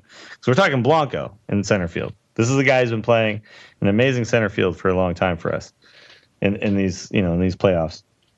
But he just got caught in between. It was just a tweener. It was like a ball he thought he could get to and then couldn't. And then had to try to suddenly back up and react to. And the ball kind of skipped away. And then you saw Perez was kind of making the "we just won the World Series" jog into the infield, not the "I must back this play up" jog, which is what you're supposed to do as a left fielder. How did you guys, Chad? Give me your thoughts during that play. Yeah, I mean, right when he hit it, I actually did think it was going to be a single. I saw him kind of creep up on the ball. I thought he might try to dive for it, but like you said, he made the commitment too late. He decided to commit to the single a little too late. And, man, once it bounced past him, I thought Perez is going to be right there. But like you said, he was nowhere in sight. Nope. And he almost had to go into a full sprint. Yeah, Perez was in a full sprint and passed up Blanco before Blanco could turn around and realize what the hell just happened. I think Blanco was mystified himself. He's like, what the hell? Oh, damn it. I think actually Perez kicks that ball because he is in a full sprint by the time he gets to it, not like in a I'm already back here and all I have to do is kind of jog towards it and pick it up. Yeah, I was watching MLB Network and they had the guys in the studio breaking down that particular play with Billy Ripken and Harold Reynolds and crew. And they were actually breaking down how vital that play was. And I think most people agree that Gordon would have been thrown out by a mile with even a half-decent throw from Crawford. Oh, if he'd have gone home? To the chagrin of many Royals fans who were begging for it. That would it. have been an exciting way to end the World Series. Well, I was thinking would have been great. That would have been, I mean, that's never happened before, right? Game 7 World Series getting thrown out of the plate to win. I mean, that would have been pretty epic. But, how he went back to the warning track, and they showed how when he bent down to pick up the ball, and he looked up to the infield before he actually picked the ball up with his hand. And taking his eye off the ball right there allowed his foot or his hand or whatever came into contact with the ball. Pretty sure he just straight up kicked it. Yeah, I think it was his foot. Another 6 feet or whatever. And then he has to run over again. And I think that was the moment. Because once it went past Blanco, you go, okay, he's got 2, maybe 3. But the game's intact, right? We can regroup. We can get the next guy. Once he kicked the ball, I didn't know where Gordon was. And I thought Gordon was. I had no idea. Yeah. I thought Gordon was a little faster than what he really was. Plus, he didn't get a good jump out of the box because he thought it was a single. So he was just kind of lollygagging at first. But I thought he was scoring, just not knowing where he was. Just the sense of the play. I was like, holy shit, the Giants are going to lose the World Series on this. This is going to be Billy Buckner times 10. This is how it's going down. This is our Game 6 moment, And I absolutely thought the same thing. I thought that now the game is tied, and Perez is coming up, and holy shit. Yeah, I was just thinking extra innings because Bum can't pitch another inning. And then it's going to go to the bullpen, and they're going to win in the 10th or 11th. But once he threw it in... Oh, I didn't think that far. Wow. Yeah. I thought we were just going to lose. Like, I thought Perez is going to hit a home run. I thought Bum would be fine against Perez no matter what, even if he singled or whatever. But once I saw that ball come into Crawford, and here's another crucial play. Moustakas is on deck, who's hit, 6 home runs in the playoffs? That's true. That's true. But you got the throw coming into Crawford, and I realized timing-wise, it's like, okay, well, maybe they're going to be okay here. He short-hopped that ball, guys. That ball was not a clean throw to Crawford. From Perez to Crawford? Yeah, Crawford made a good play, actually. He made a great play there. I mean, if that kicks off his heel, that's it. It is a tie game. But imagine if he does actually challenge there. And even though, he is out by a mile if on a good throw from Crawford, it's a throw to the plate. It goes up the line a little bit. That's what it would have taken. Handle it. And that's what it would have taken. It would have taken, the old adage in baseball is you make them make the play, right? Because the only thing that Gordon has to do is run and slide. You can't really screw that up too much, physically speaking. But with a throw, even from a professional, he's 150 feet away from the plate, they estimated. And he's 90 feet away from the plate. He can only run 17, 18 miles an hour. Crawford can throw 75 miles an hour. You do the math. He is going to be thrown out. If it's halfway around the plate, he's going to be thrown out by 30, 40 feet easily. Yeah. But that does not take into account, like you said, a short hop that goes off of Posey's glove, a ball that sails, goes under his legs, a ball that's 50 feet up the line because it slipped out of his hand. I mean, any of those things could happen, But I mean, as far as the Royals are concerned, that was the right call. I mean, if you run that play 100 times, he's going to get thrown out 95. Absolutely. So and let's also just point out that that's Brandon Crawford. Yeah, and that's game 7, and that's out number 3. I feel like Brandon Crawford is the guy who makes that throw. Oh yeah, absolutely. In that situation, and I feel like Buster Posey squeezes the shit out of that ball. The problem to me though is that Buster Posey.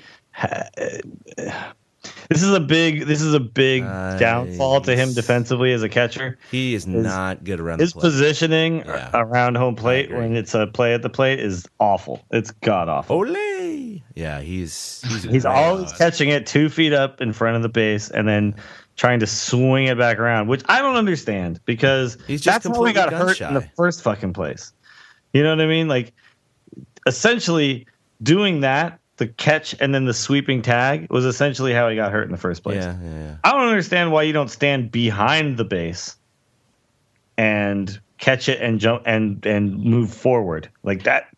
The ball gets there faster than you can sweep your hand, you know. Yeah. And plus, you have vision on the play. We've talked about this on the show before, but like, please, Buster Posey, start catching the ball behind the plate. If you're not going to block the plate, get behind the plate. Because this in front of the plate sweeping shit is just driving me crazy. So when that play did happen, though, everything was secured at third base, but I was flipping out. I was pacing the last 2 innings. My parents had come over. They wanted to watch the game with me. I said, okay, come on over. My wife had just gotten home with my daughter to watch the final. No, I love my mom, but I saw the games with my mom, and I have to like somehow still be like, okay, like I can't freak out the way I want to. No, so I walked over into my office, closed the door. I picked up one of my pillows on the couch in my office and just screamed as loud as I could into it. That was the only release I could have with my parents there. I put it down calmly, walked back out, and was like, all right, let's do this, bum. Let's get this last guy. Oh, my God. You guys held it together. You had all right, well, Eric, let's hear what happened. Yeah. What happened to you, Eric? Yeah, okay. Well, you tell this. I'll be right back. But you tell us how this was for you. Well, much like Willie had mentioned, I knew it was a single, like you guys said off the bat, and the way Blanco came in on it. But as soon as, Juan Perez, you said Alex Gordon is this, I thought he was going to be just as fast. As soon as Juan Perez kicked it, I literally fell to the floor and what felt like a tub of goo because I thought, oh my God, that's it. The run's going to score at this point. And then I kind of caught my breath when the ball finally got in and got secured and everything. I couldn't stand up. I couldn't gather myself. I couldn't stop hyperventilating. I did not gather myself until it was 2-2 with a foul ball on Perez. Really? I was on the floor the entire time just trying to catch my breath. I totally fell into a tub of goo because I was like, oh my God, this is going to be the way they do it. They're going to rip it. They giantsed it up. They giantsed it up. I couldn't believe they giantsed it up one last time. And I couldn't catch my breath. I couldn't catch my breath. And then I finally caught my breath with 2 pitches to go, a foul ball and then the final pitch. But I couldn't even get to my feet until those last 2 pitches. It felt surreal to me. I could not believe what I was actually seeing. I really couldn't, and then I figured he can't throw any of his sliders either. So he's got to climb the ladder here. No, he had no breaking ball at that point. I mean, and that's exactly what him and Posey did. They just said, okay, we're going to climb the ladder. But I mean, here we are. That's nerve-wracking, isn't it, though, to watch Posey put that glove up there and think if he comes like 3 or 4 inches below where this glove is, that's like whack me zone. Perez is the only guy that's hurt Bumgarner the entire World Series. He hit a home run off of him. That's where Perez could tag Bumgarner for a home run. Yeah. And if he hits a home run, that's it. We're watching the Royals walk off. Yeah. I think if Buster decided that if the fastball was going to miss, it was going to miss up high. I think they thought it would just keep riding up on him instead of dropping down in the zone because it stayed with the fastball. He didn't mix it up. I think earlier in the inning. Yeah. Right. I think early in the inning, one of the sliders or something dipped back, maybe a cutter dipped back over the plate and was hit pretty well. And even Bochy said he was waiting for them to mix it up. I think Buster felt that the only ball that would miss out of the zone was that ball. I don't think he thought the ball would go down. I think he thought it would keep sailing on him. Yeah. Whereas if he called for like a cutter, down and away, he can't guarantee that it's not going to float to the middle of the plate. I think that you're absolutely dead on. I think that the thing is that in that moment, if Perez is going to beat me, I'm gonna give him the pitch that I believe Bumgarner is going to throw the best in this situation, and it is because obviously it's a lefty against the righty. There could have been a moment there where Bochy says, "Okay, now we're going to Casilla," but you just can't. You just can't, dude. Bumgarner has gone 4 2/3 at that point. Yeah, and the only reason there's a guy at third is because of bad defense. You can't, this is Bumgarner's World Series to win or lose right now. Mm-hmm. And Bumgarner won the fucking World Series then and there. 50,000 screaming Royal fans didn't mean jack to him. He's just a cool motherfucker, because after that, he's on third. Yeah. Mad Bum, not even phased. Not even phased one bit. Didn't look pissed off, his expression never changed. He's just like, yeah, whatever. That's the time run. Let's go. I can still get another out. No problem. Yeah. I've come this far. Am I really going to not go one more batter? No. I'm going to go one more batter, and we're going to get this done. All right. So the moment the ball goes up in the air, the moment he hits that up in the air, I thought it was just popped straight up. I thought it was going to be Buster Posey who's going to squeeze this. But it actually travels out a little bit over to third base. Every ballpark in America, there's plenty of foul territory for that ball. That ball wasn't very, far. No. So there was no issue there. But as Pablo starts to circle under it, he splits between the two Royals, third base coach and Gordon there. And as soon as I see him kind of jog in like that feeling, that moment, I was in a crowded ass bar. Everyone was on the edge of their seats. I was very drunk, but I essentially felt myself kind of just falling into the crowd, and glove, catch, squeeze, Pablo falls down. All my shit gets lost. That was it. It was instantaneous elation. I was, 2 blocks away from the ballpark too at this point. Yeah, because I gave it the full treatment. I gave it the full elimination game treatment. That's right. We didn't talk about this. You did not talk about this. Elimination game rally Sloppy Joe, didn't you? I went back to Zeke's. I got my Sloppy Joe. Yeah. I was there an hour before game time because I was like, I have to get a seat. I was at the bar, and that moment right there, and then I fucking high-fived everybody in that bar many times throughout that game, and the whole corner, we were all buds, we were all friends, and that moment right there was I'll never forget that moment. That's my new Facebook profile picture. Is my right before the tears start falling. My mom took a picture of me, I guess, and yeah, okay. I was going to ask you about that because it looks kind of genuine. So I was like, who snapped the shot? That was right after the last out? That was my mom taking a picture of me. That was actually after I had fallen into the crowd and high-fived a bunch of people, and I came back and I just watched the Giants players celebrating for a second on the field. But yeah, I had no idea my mom was taking that picture. That was just me. That's full elation mode. That's cool. Never been happier mode right there. But yeah, that's my Facebook profile right now. And yeah, the tears were literally about to come. You can see my eyes are a little glassy. Yeah. Little glassy. Yeah, a little glassy. But what was that like when he hit it up in the air? Did you guys think that was it? Eric, did you think that was it? Yeah, the moment it went up in the air, I knew it was it. I stood. I kept reminding Karen, I'm like, just be careful, don't lose a limb because we have a ceiling fan. As soon as it went up in the air, I started jumping up and down, immediately knowing, and then just watching Pablo fall to the ground. I'm not even sure I saw the ball land in his glove. And that was the point where Karen and I hugged and literally jumped and screamed in the middle of the room, kind of turned and watched the television for a minute, and then it just kind of it hit right away. Yeah. The whole, oh my God, these guys, and the only thing that kept pouring out was tears, and I just fucking love this team. It's one of those teams where you're just so proud of them. My heart was just full of so much pride. This one's so different than the other two. One was relief, one was back against the wall, and this one was just like pride. I felt so much pride in the guys that were out there and everything they had done, because each and every one of them. It felt like contributed. It was probably it felt like my heart was going to burst out. I was so happy, and I just couldn't stop crying. It took like probably 20 minutes for me to stop. Dude, I'm with you, man. I could hear your passion when you just tell that story. Like that. That's 25 guys winning a World Series together. No kidding. Even coming down to a guy like Tim Lincecum, who didn't even get to pitch that much. He was there with everybody for that entire run. And Matt Duffy starts a rally in Game 4. Juan Perez starts in left, makes that catch, gets that ball off the wall in Game 5. Even Strickland, who gave up 5 home runs, got a crucial out. Ian Desmond in a game with the bases loaded. Even the guy who nearly fucked it all up for us, you have to look back and say he had a big moment in this run. Every single person on this team, every single person from top to bottom. I can't recall a team like that. I really can't. No.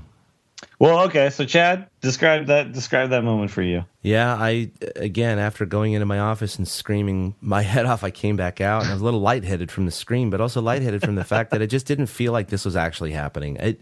It felt like it was meant to be after Bum came in. He had retired 14 in a row. Yeah, after he came in and pitched that strong for that long. Yeah, before that hit. You now lose this, right? I was like, okay, how can this happen on the last? I mean, they're 1 out away from the goddamn World Series. 1 out away.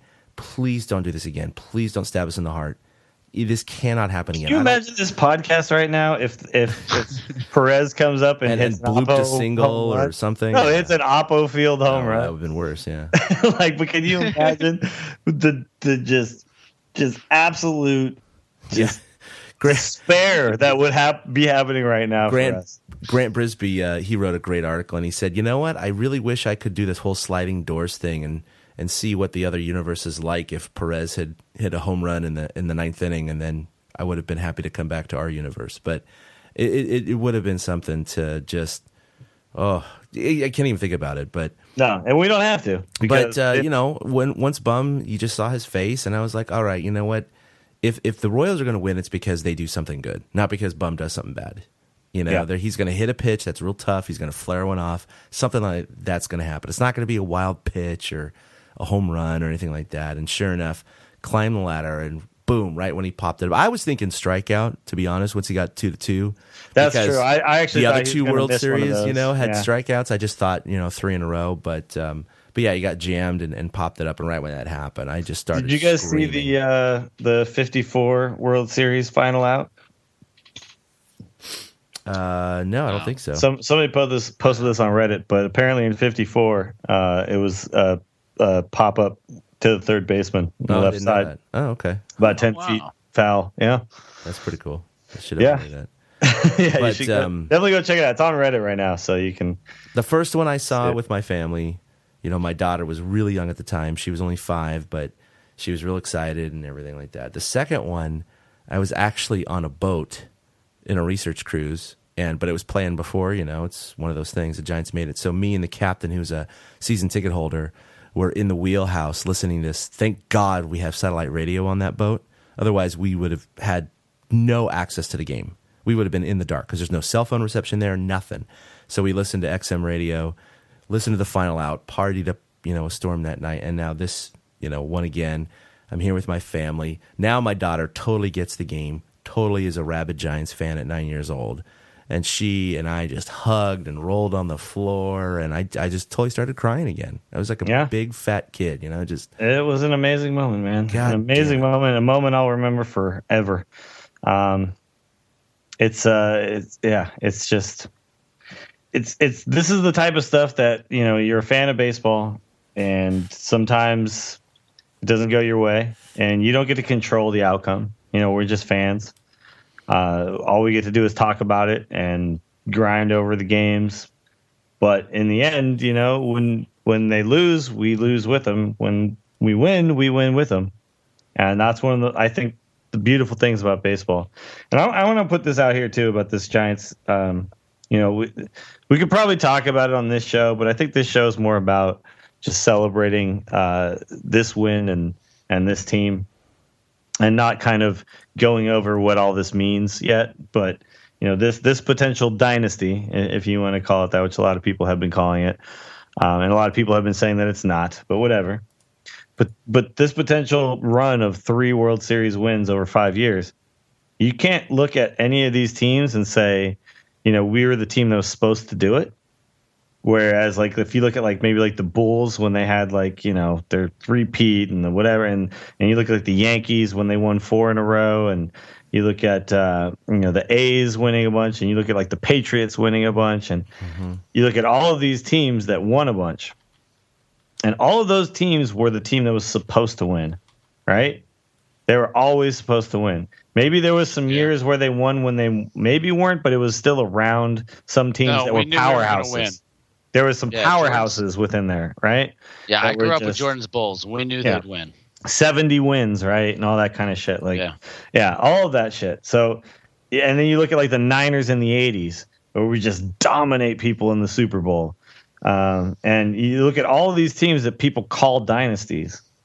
And those were all teams that were supposed to win. The Giants have done something that I don't think anyone's ever done, and maybe no one will ever do again, which is consistently be the underdog for an extended period of time and pull it out over and over and over again, which I think makes this so special, that it's guys that are being told that they can't get it done, that this team isn't going to get it done.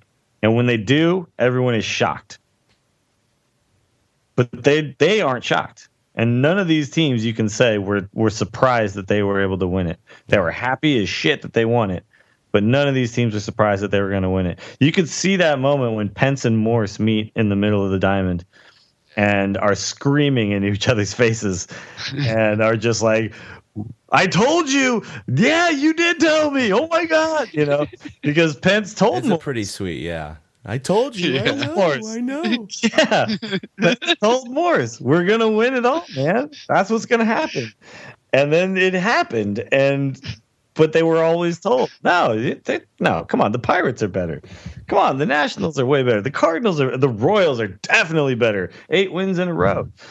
And guess what? At the end of the day, who's the team that gets a parade and who's the team that gets to raise a trophy? Yeah. Who's the team that gets on home opener next season, gets to raise a flag, have a big ceremony? It's this Giants team. And that's crazy to me, and I love it. And all the times that I've ever been super fucking sad, all those times are totally worth it because this moment right here. And that's what we here at TortureCast need to celebrate is these moments, this moment right here. Who knows if it'll ever happen again, So enjoy this shit. Everyone listening to this podcast right now, enjoy this shit. Have a fucking rum and coke right now. Sit back. If you have a recliner, pop that sucker back. Put your legs up.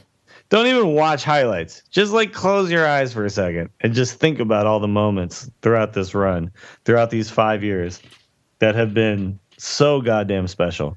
And just, do that. Have that moment. Enjoy that. I've been having a shit ton of them since this all went down. Yeah. And I know that for the rest of my life, I'm going to be like an 80-year-old man. And I'm going to tell my kids about Bumgarner in 2014 and what happened. My kids are going to be like, there's no way, dude. That's stupid. What? It's just like I've heard about Willie Mays forever. And, there's going to be a kid whose favorite player is going to be Bumgarner 60 years from now because he's going to have read these stories. You know what I mean? I think, for listeners of this show, clearly they're not just casual fans. You don't seek out a Giants podcast. They're going 90 minutes deep with us. They're serious fans. And I think they already all know this, that we are in the golden era of Giants baseball. This team has been around for 125 plus years, and this is the golden era of this franchise. It has never been better than this. I mean, sure, the Yankees have won a few more in a row and all that, but outside of a handful of teams, this is the most remarkable run by any team in the National League since the 1940, St. Louis Cardinals. But in this era of parity, free agency, and expanded playoffs, it is way, way more difficult to win a World Series, let alone 3 and 5 years, than it ever was back in the day when you won your league, you go right to the World Series. Or you win your division, you play one round of an LCS, and then go right to the World Series. Now you have so many multiple levels. You have the disadvantage of the wild card playoff, which, the Giants had to expend Bumgarner. You have all of these things that are lined up against you, and yet the Giants still keep finding a way to do it. And I think in a way that's like winning 4 out of 5 years or all 5, because it is so difficult to do that. And so I feel just remarkable to actually be kind of a fan at the zenith of my interest in the game, even though I've been a rabid fan since I was, 8 years old, growing up and watching this team, putting on my jersey for all the games, having Will Clark as my favorite player, remembering all the days of Hackman and Candyman and all these guys, to reach this zenith of the franchise, and also my interest in the team, corresponding with you guys on this podcast and all the access we've had to the team, it makes it feel that much more special now than I think it ever would have 20 years ago, or even 20 years from now. And so I think fans need to appreciate this moment in time, because I know after the second one, I was like, well, you never know if this is ever going to happen again. And it has. But 3 and 5 years, look, Giants ain't winning 5 in a row. Again, that's not going to happen. So really, everybody just take this for what it's worth. Enjoy it, revel in it, shotgun 7 beers in your backyard, videotape it, put it on YouTube, whatever. By the way, hold on. I know, right? What the fuck, Bumgarner? Yeah. 1 beer? You son of a bitch. He had his media commitment. I love you anyway, Bumgarner. Yeah. Do your thing, buddy. Yeah, but no, you absolutely hit the nail on the head that this is the golden age right now. And I'm not one for saying that we're not going to do it again next year, but I'll tell you this. After 2010, I didn't expect it. And in 2012, I didn't expect it. And now in 2014, I don't expect it. I appreciate the shit out of it. No, I appreciate the shit out of it. But I don't sit here and go, next year we're going to do this again. I think we could. And if it happens again, I'm going to feel even more full of like you said, Eric, pride. But the thing is after each of these years, I didn't think, yeah, man, of course we did. Best team in baseball. Of course we did. But you know what? We are the best team in baseball, and we get to say that. And we've said it now 3 times. And it's crazy. It comes down to crazy. We're never going to doubt them in a postseason series. If the Giants don't make the playoffs next year, but they do the year after that again. I mean, the jokes about even years are going to come in, but people are going to be like, no, dude, look, we have to say they have the advantage. They have Bruce Bochy, and I'm sure we'll have Hunter Pence, Buster Posey, Madison Bumgarner.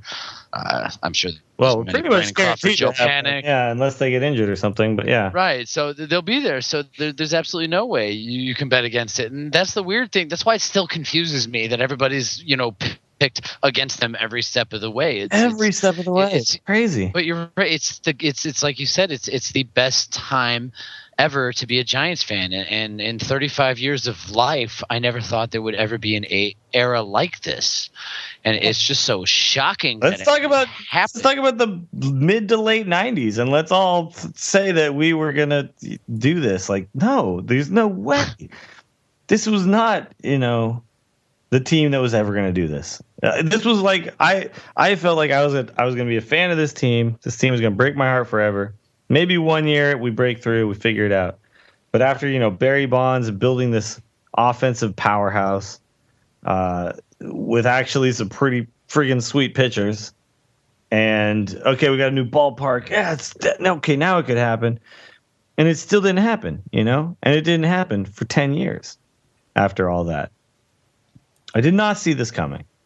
And the fact that I didn't see this coming, and the fact that even after 1, I didn't see another one coming. After 2, I still didn't see another one coming. And now after 3, I still honestly don't see another one coming. I'm not going to say next year, oh my God, the Giants are going to we're just going to tear up the National League West. We still have the Dodgers spending a shit ton of money. We still have the Nationals having an amazing young rotation. We still have the Tigers are somehow at some point maybe going to break through, right? And we still have the Cardinals with their weird, freaky October bullshit. But I believe in this team, and I believe in the people who are in the front office, and I'm not going to doubt that it will happen again. I'm not going to sit here and say that I think it's going to, and that I'm counting on it, but I will say that I'm never, ever going to doubt this team, ever. But ever. This third World Series championship doesn't mean as much to us as it would to a Kansas City Royal fan, remember? Oh, of course not. If the Royals won, it would mean everything. But if we win, it means nothing. Yeah. Because 29 years is such a long time to wait. Ooh. I know. Stupid ass Fox. I winked. I seriously, like, so many, like, every time I heard that shit. 29 years, man. That's so long. Really? Really? You're going to say that when Chicago's not even that far away from you guys? Like, you're going to say shit. It's pretty funny. I mean, I get it. And when we had 2010, when we had 2002, is the still since 54. Like, it was still a long time. But it's just that whole thing is to me just like so insane that somehow a city is going to love it more than another city. That's just not how it's ever going to work. And this city is so rabid for baseball right now. And not just because of the 3 championships, but because of what this team has kind of become in this city since the new ballpark. I think the new ballpark really revitalized the love of baseball in the city, because the problem for a long time was if you want to go watch baseball, you have to essentially leave San Francisco. And you're kind of seeing it right now with the Niners, where having to go to Santa Clara has really taken some of the, and we didn't like it when it happened, but I think everybody kind of accepted it, and now we're realizing that this kind of sucks, going all the way to Santa Clara to watch our team. Yeah. But the fact that the Giants are downtown San Francisco, on the bay, water all around, this is San Francisco right here. Yeah, when you sit in AT&T Park and you look out and you see McCovey Cove and you see the boats coming in and you see you can see the Bay Bridge. It just makes all of this like so freaking special. And this whole thing, baseball is such a big deal in San Francisco now. And I couldn't be happier, because I've just been a fan of baseball, like you guys. Been a fan of baseball since I can remember. I can't even remember a time when I didn't care about baseball. I'm sure it happened. I was probably like a year old and didn't even know what any. Probably when I was sucking on a boob or something. But as one of my first memories is I had a helmet, a Giants helmet, and I would put my Giants helmet on because I didn't have a Giants hat. I had a helmet. I put my Giants batting helmet on, and I would sit down and I would watch baseball. And I was 2.5, 3 years old, something like that. And we had this special cable box, and I had to find the channel. I had to push plus and minus until I finally found the channel with the Giants game. And and it was Kurt Manwaring and Will Clark and Robbie Thompson. Kurt Manwaring. Wow. And Aldretti and it was Scott Gereltz and Atlee Hammaker, and it was just it's weird to me to think back on that and think about how I just love this team and they lost 90 games, and I'm like, I don't care, man. I just want to watch all the games. But now here we are. And they're winning now. And here we are. Our team. Yeah. Yeah. It's so good. And this is what sports is all about for a lot of fans is you are diehard for so long. But if you actually get it, you hold on to that, I had a set of tweets the other night in like a moment, because it really took a while to sink in. And all of a sudden I just went on a run because I was like, the Giants won a game 7 in the World Series, not just some NLCS like they did 2 years ago, not just game 5 in an NLDS. No, a game 7 of the World Series, something they'd never done in their history before. Our team, the team we got to watch, won a game 7. It's like so stunning that this team, the Giants, all those years of horribleness pay off in a game 7 victory, even if it is the 3rd championship in 5 years. It's a special thing, and I really did think that, you know, I watched games, I think 4, 5, and 6 with KNBR going, synced up to, you know, Chad, actually, you were there for it was game 4, right? Yeah. So syncing up KNBR with the game, I think, was a big deal, and it was really nice. And we watched game 4, and I watched game 5 the same way. Yeah. You know, we win both of those games. I did it at home too for game 7. I synced it Did to you? KNBR. Yeah. So I do want to say that as much as I think Joe Buck is a piece of shit in a lot of ways, he really did encapsulate how important a game 7 is, and a lot of his commentary, a lot of the calls he made, and that's because there's no way to downplay what a game 7 means in the World Series. No. It doesn't happen often, and when it does happen, it's a special thing, and I think it's more special than. Like a game 7 is more special than like a Super Bowl. Well, You get a Super Bowl every year, you know? But a game 7 in a World Series, one game of baseball to decide everything, that doesn't happen very often. And then our team winning it, that doesn't happen, period. Yeah, exactly. And then we win it. This is the first time ever. Yeah. It happens. It really happened. Did it. Real? And we fucking did it. All right. Real quick, parade. Favorite speeches? Let's start with you, Eric. Favorite speeches? Did you watch those? Well, I'm going to say I tried to, and we had to go trick-or-treating, and the Giants just kept extending. Troll the World extended, by the way, by having our fucking parade on Halloween. That was so beautiful because San Francisco and Halloween are like so simpatico. It's like the best holiday in San Francisco. All right, go ahead. Yeah, well, I was gonna say I'm over here in Tampa, so I'm 3 hours later. So like my trick or treating time with the grandkids was like right when the speeches started. So the only thing I got to hear was Pablo Sandoval in Spanish.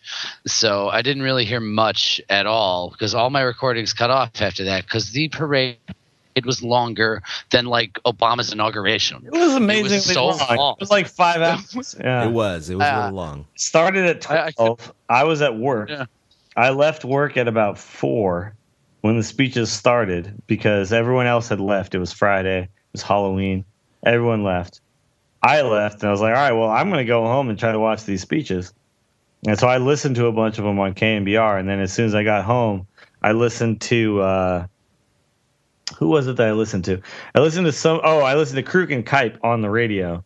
And then as soon as Kruk and Kipes were done, and Kipe did his thing again of, you know, Pittsburgh Pirates, they are out of here. That whole thing again. Which, fuck it, dude. It's just tradition now. Let's go. But Kruk's speech was, again, like a tearjerker, man. Yeah. It's just amazing. But then I got back inside for 100 Pence, and I missed the Vogel song. By the way, I missed the Vogel song moment, but I've watched back and seen it, so it's fine. I've actually watched the parade, all of the parade again too.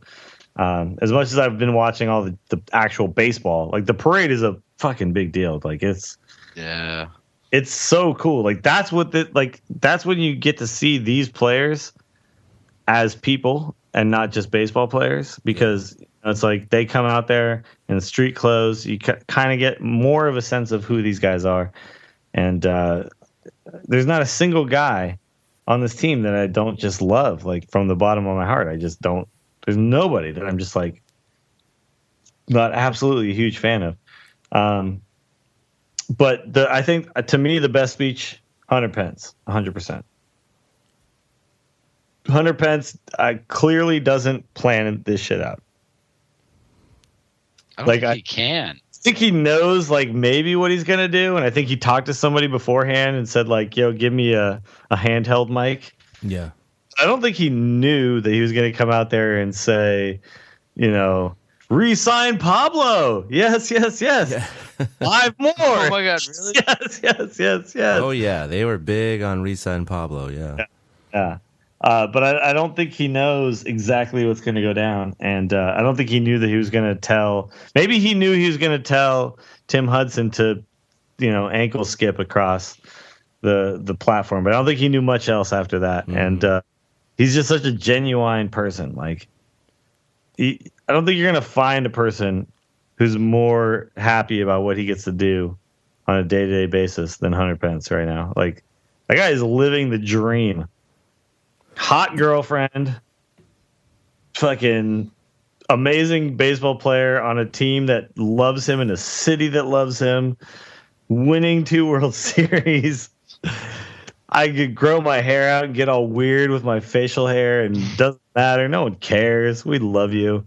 Like, that guy he's living the dream world right now. I just thought it was serendipitous, and it just wrapped it up real nicely because he was the guy that went out there after the last game of the season at AT&T Park and grabbed that mic, impromptu, same thing, like, hey, who can give me a mic? I want to talk to the fans here. And where he really starts, I know the Yes, Yes, Yes had been around in the dugout, but really engaging. They'd been trying to do it all year, but it hadn't really caught on. Yeah. And I guess it's from WWE and all that. And it is, yeah. So actually, Daniel Bryan is actually my favorite wrestler. Oh, okay. It's kind of weird because I got into wrestling again recently. Oh, I didn't know that. Daniel Bryan was my favorite wrestler, and it was super bizarre that Hunter Pence grabbed onto that. Yeah, he really latched onto that. But just the fact that he came out and pumped up the crowd and said, "We are not guaranteed another game back here. We have to go out and we have to earn it." And here they are, 17 games later. Not only did they earn the right to have at least a couple of games back there, but they won the whole enchilada. And then for him to get in front of the fans again in San Francisco and to continue on with the Yes, Yes, Yes chant for all of the things that now have happened at the end of the season, it was sweet perfection. It was just sweet perfection. It really was. That's a beautiful way to put it. So satisfying. It really is. It's just like, how much better can this be? Like, that's the guy who started it, a player on your team. This is not like, somebody in the media had decided at some point, or some marketing guy had decided at some point, we're going to get a monkey, and that monkey is going to be the rally monkey. Like, no, fuck that. A player on the team decided at some point that we're going to say yes, yes, yes after we hit home runs. And now that's going to turn into the mantra for the World Series parade and all down the stretch. It comes from a player on the team. Yeah. Hunter Pence is a special, special man. And we need to all just be so thankful that we get to have this guy. He's insane. He's the best. He's absolutely the best. When eventually they do make a statue of Hunter Pence in front of the AT&T, God, you have so many different poses you can choose from him. Well, it's got to be crazy eyes, and I'm thinking the way he follows through. Awesome. You know how you have the Willie Mays follow through? Yeah, his follow through was so iconic. But I think Hunter Pence has a pretty iconic follow through as well. If you watch Hunter, I agree, because he's like getting out of the box. Yeah, because he's already running down the line. And that's kind of indicative of who he is as a player. He doesn't take anything for granted ever. He could nut a ball, just absolutely hit the shit out of it, and his initial movement is going to be, I got to get down the line. Mm-hmm. That's how he plays the game of baseball. You'll never see Hunter Pence bat flip, and if it ever happens, I'll be super surprised. But I don't feel like it'll ever happen. In this playoff run, on a couple of tag ups where he's tagging up from third, he ran down the fucking line from third to home like he was running from home to first. Oh yeah, and balls he's easily gonna beat. Yeah, and he was easily gonna beat them, but he's like, no. Why wouldn't I run as hard as I can? Yeah. What reason do I have to not run as hard as I can? I love the way this guy plays baseball. It's amazing. Yeah. Now the other speeches though by Affelt and others were pretty funny too. I like Affelt. Was great. Affelt was really great. Hola. Yeah. Hola. Yeah. Actually, too. I thought Javier Lopez was actually pretty good too. He gave a big shout out to Amy G though. That was kind of weird. That was a little weird. That was weird. Give it up for Amy G. What's going on with him and Amy G? I was like, wow, you have a thing for horse face? Okay, whatever. Ooh, burn. Amy G's awesome though. I'm just kidding. We love Amy G. All right. Before we move into whatever else we have, this show's off the rails at this point. But this is news. We will actually break it down later. But for right now, we just need to say speeches, that's done. World Series done. Now we're in the offseason. So stuff is going to happen. So declined to make qualifying offers. The Giants declined to make qualifying offers to Jake Peavy, Ryan Vogelsong, Sergio Romo, and Mike Morse. So those guys are free agents. We knew this was coming. Oh, there's any surprises here, right? None. No. No surprises? Yeah. We still might re-sign 2 or even 3 out of the 4 of these guys. It could happen. But certainly not all of them. That's financially hell no. Financially impossible for the Giants to do that. No, there's absolutely no way. There's no way. Considering the fact that Hudson is supposedly coming back, I mean, yeah, he's on the second year of his contract, right? If I'm Hudson, do I just retire? I might. I mean, he could. It's his choice, but he's got another year under contract. Would we? Yeah, he had his first losing season. He might be wanting to go out on a winning note. Would we fault the guy for retiring? Like, would you guys be upset if he decided to just go ahead and do it? No. Because essentially, he'd be giving us back, like $10 million worth of cap space, or not cap space, but yeah, worth a budget, but money. Yeah. Mm-hmm. I would set him. I don't think he's going to walk away. I don't think he is either. I think he definitely tries to repeat. Yeah. And I would if I was him, but I think Vogie might be back too. I think he will. He said he wants to be back. Yeah. He said, "Why would I want to go anywhere else? Like, I'm old as shit. Yep. I'll just kind of take whatever contract they give me." Right? These are the only guys that'll have.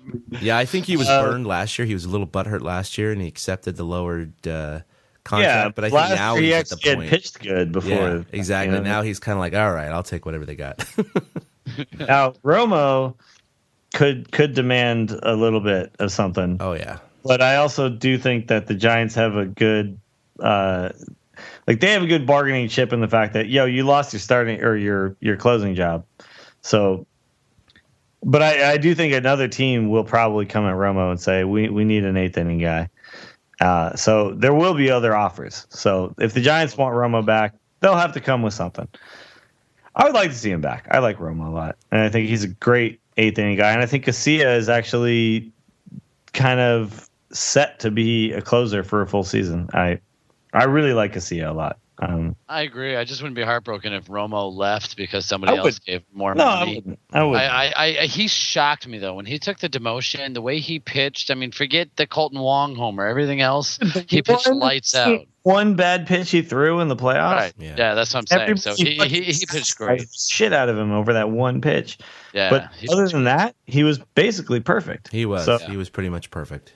Yeah. He was, but we don't know what Romo will get next year. The guy who couldn't figure it out earlier this year, the guy who was lights out. So, if he walks, I'm sure we'll be able to fill his. And I think the other thing we have to consider is not just the money, but I'm sure there's going to be at least one other team out there that invites him to camp to be a closer. Yeah. And so the question becomes, he comes into the Giants camp. He's not going to be fighting for the closer. He's definitely going to start as the setup man because nothing is going to change from now. In the Giants camp, Casilla is going to be closer unless Casilla gets hurt or whatever, or unless we sign somebody who is the new closer, which I don't see happening. No, I don't see that either. So I think pretty much Romo's coming back as the 8th inning guy. So I think Romo could leave for a little extra money. Hopefully not, but if he has a chance to be a closer again in a good market on a playoff caliber team or someone that's kind of on the up and up. You'd be mad at him if he does. Yeah, I mean, I would really hate to see him go because he just feels like a Giant. I mean, he embodies the soul of this team.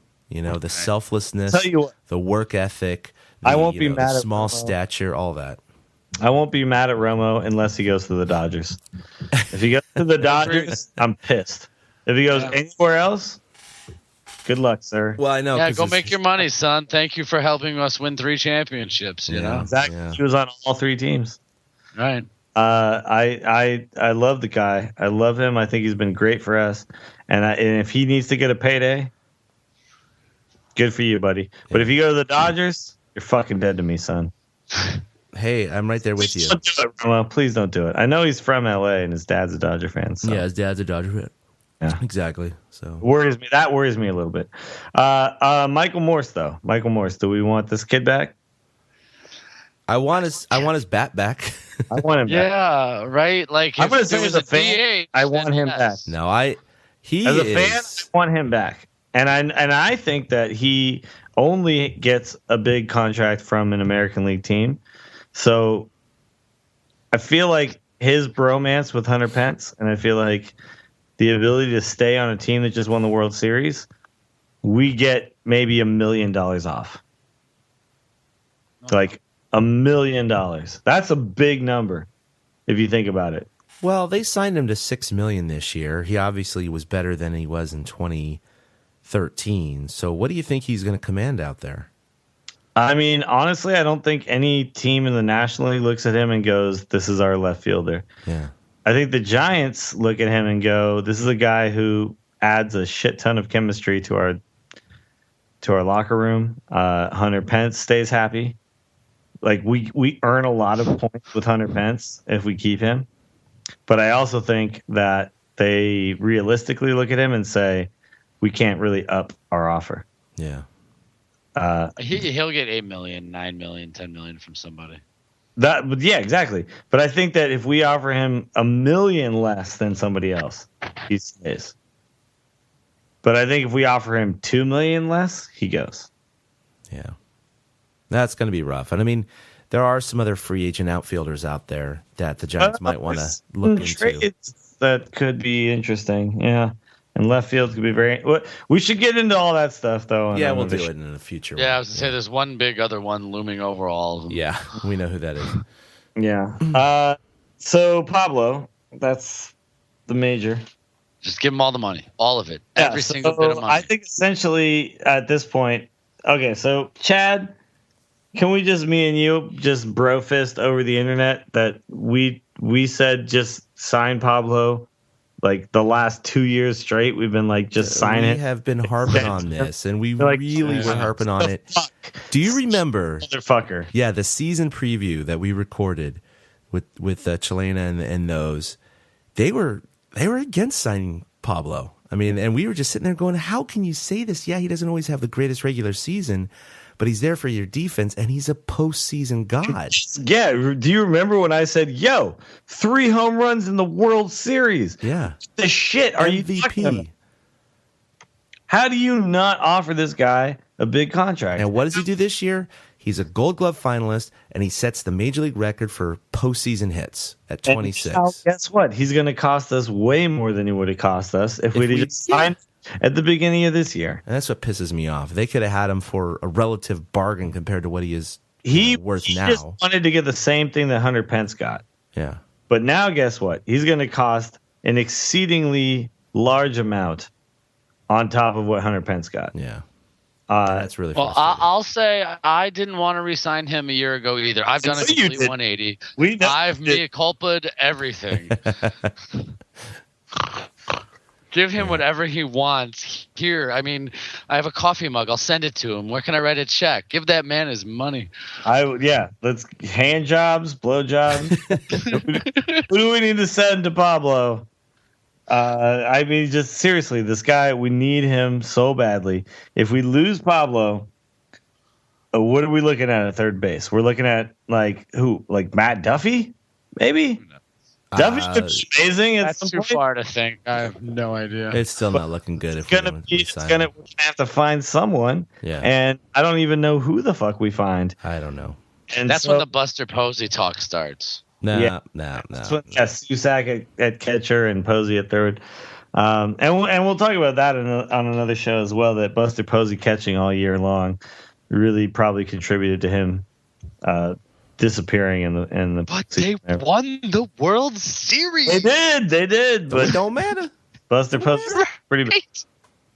Ain't nobody got time for that. So rather if he hits 200 next year, then I'll have a problem with that. For now, yeah, he's got a long time to sit and rest them legs. Right. Ready for another season. All right, we can skip over big question. Yeah. Skip over armchair manager. All this stuff is fine. Let's get to new favorite guys. I think it's time. Chad, new favorite guy. All right, I'm going with Michael Morse. Just the big grin that he brings to this team, the fact that he was hurt at the end of the season, he only makes the postseason roster for the NLCS and World Series, and he has 2 of the biggest hits of his career, which propelled the Giants not only to win the National League pennant with his 8th inning home run, and the exuberance and just the joy he exhibited going around the bases just makes Never you seen love. another man happy did a home run. Never. You just realize this guy loves the game so much. He really does care about this team, his bromance with Hunter Pence, and just the sheer fun of the game. And I think we all can tell that this man plays for the love of the game. And the fact that he came through in the World Series once again with a couple of big hits and sac flies, but certainly he had 2 RBI in Game 7, including the game-winning RBI, and that was just huge. So Grace under pressure. I know he was disappointed with the end of the season, but the fact is he put it behind him, and he went out there, played like a champion with a big, fat, stupid grin on his face, and I just love him for it. And so hopefully, he can be on this team again next year, but if not, thank you, Michael Morse, for a wonderful year, and you're my new favorite guy. Nice. I'm going to put this out there. I want Michael Morse back just for the media day interview that we're going to get to have with him. He was my favorite interview by far back in February. Do you understand how good that interview is going to be? Yeah. If you get to go and say, hey, you remember me? I was the one who actually brought up the Phantom Grand Slam. How you doing again? Do you remember that? Yeah. And then you get to say to him, do you remember that? Now, tell me, at that moment when I asked you that question, if you do remember it, how on earth did we get to this moment now where we're World Series champions? Like this, the guy is pure joy, up and down. See, this is the beautiful thing about winning a World Series, because we've been through this before, at least as a podcast, and not only as fans, we get to revel in the entire offseason with the Giants being champions. We get to go into the next season with wearing the patch on the sleeve. Bochy gets to manage the All-Star game, all of that. But when we went to Media Day in 2013, it was our first Media Day. So we were a little nervous. We kind of know the ropes now. But and you didn't go last year, but in comparing 2013, I'm work again on exactly. Comparing 2013 after they won a World Series to last year where they didn't even make the playoffs, I'm telling you, man, the difference was night and day, because you were there for that one.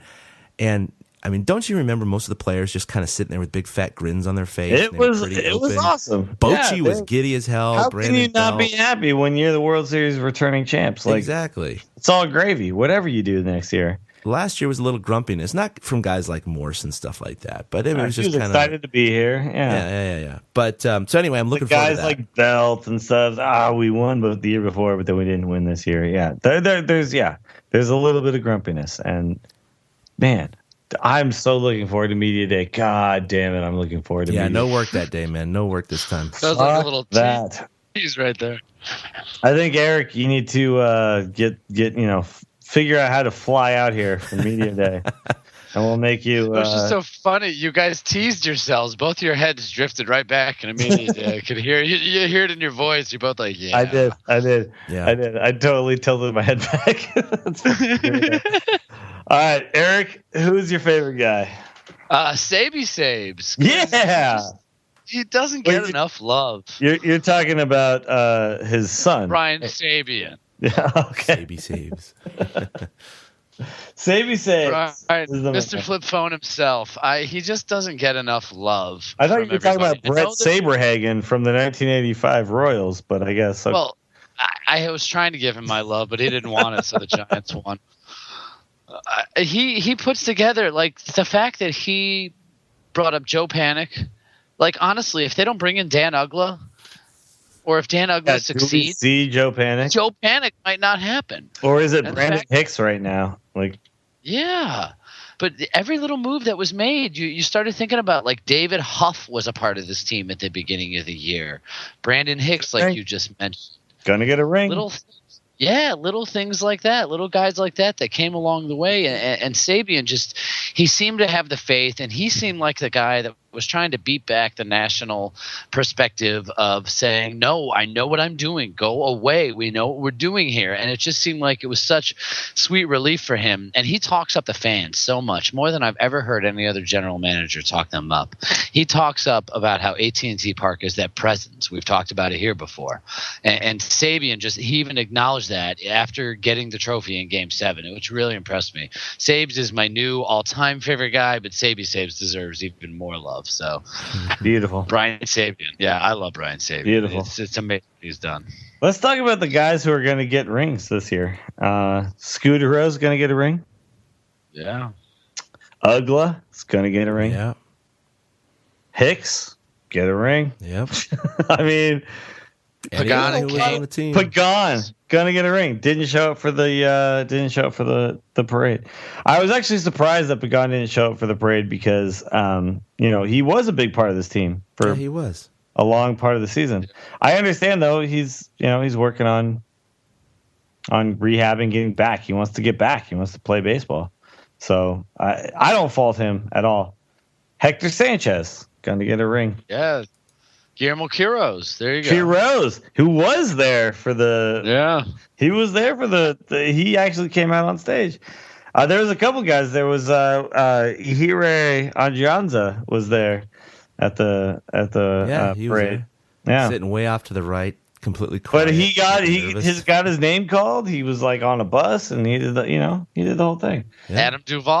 Adam Duvall gonna get a ring. Yeah. There's a lot of guys who are gonna get rings, and that is a lot of guys. it's pretty cool, man. I mean, okay, Hunter Strickland gonna get a ring.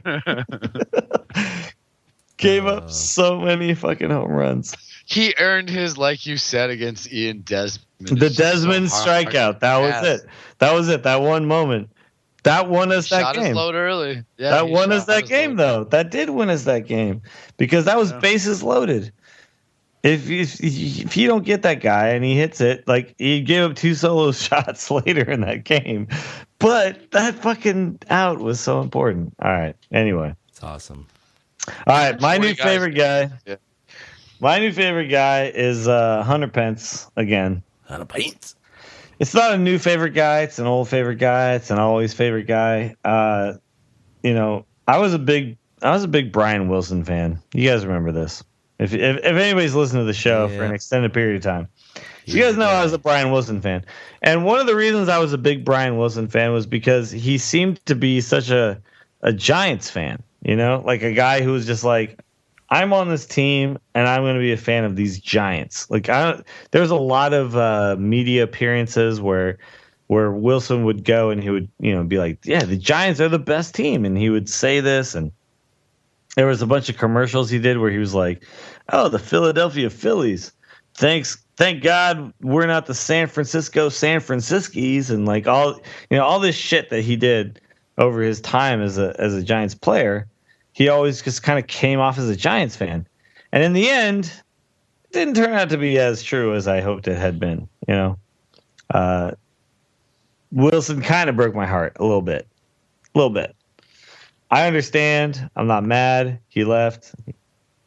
No one was given him a contract. He had to go to a team that would. It's the Dodgers. He exercised his fucking player option, by the way.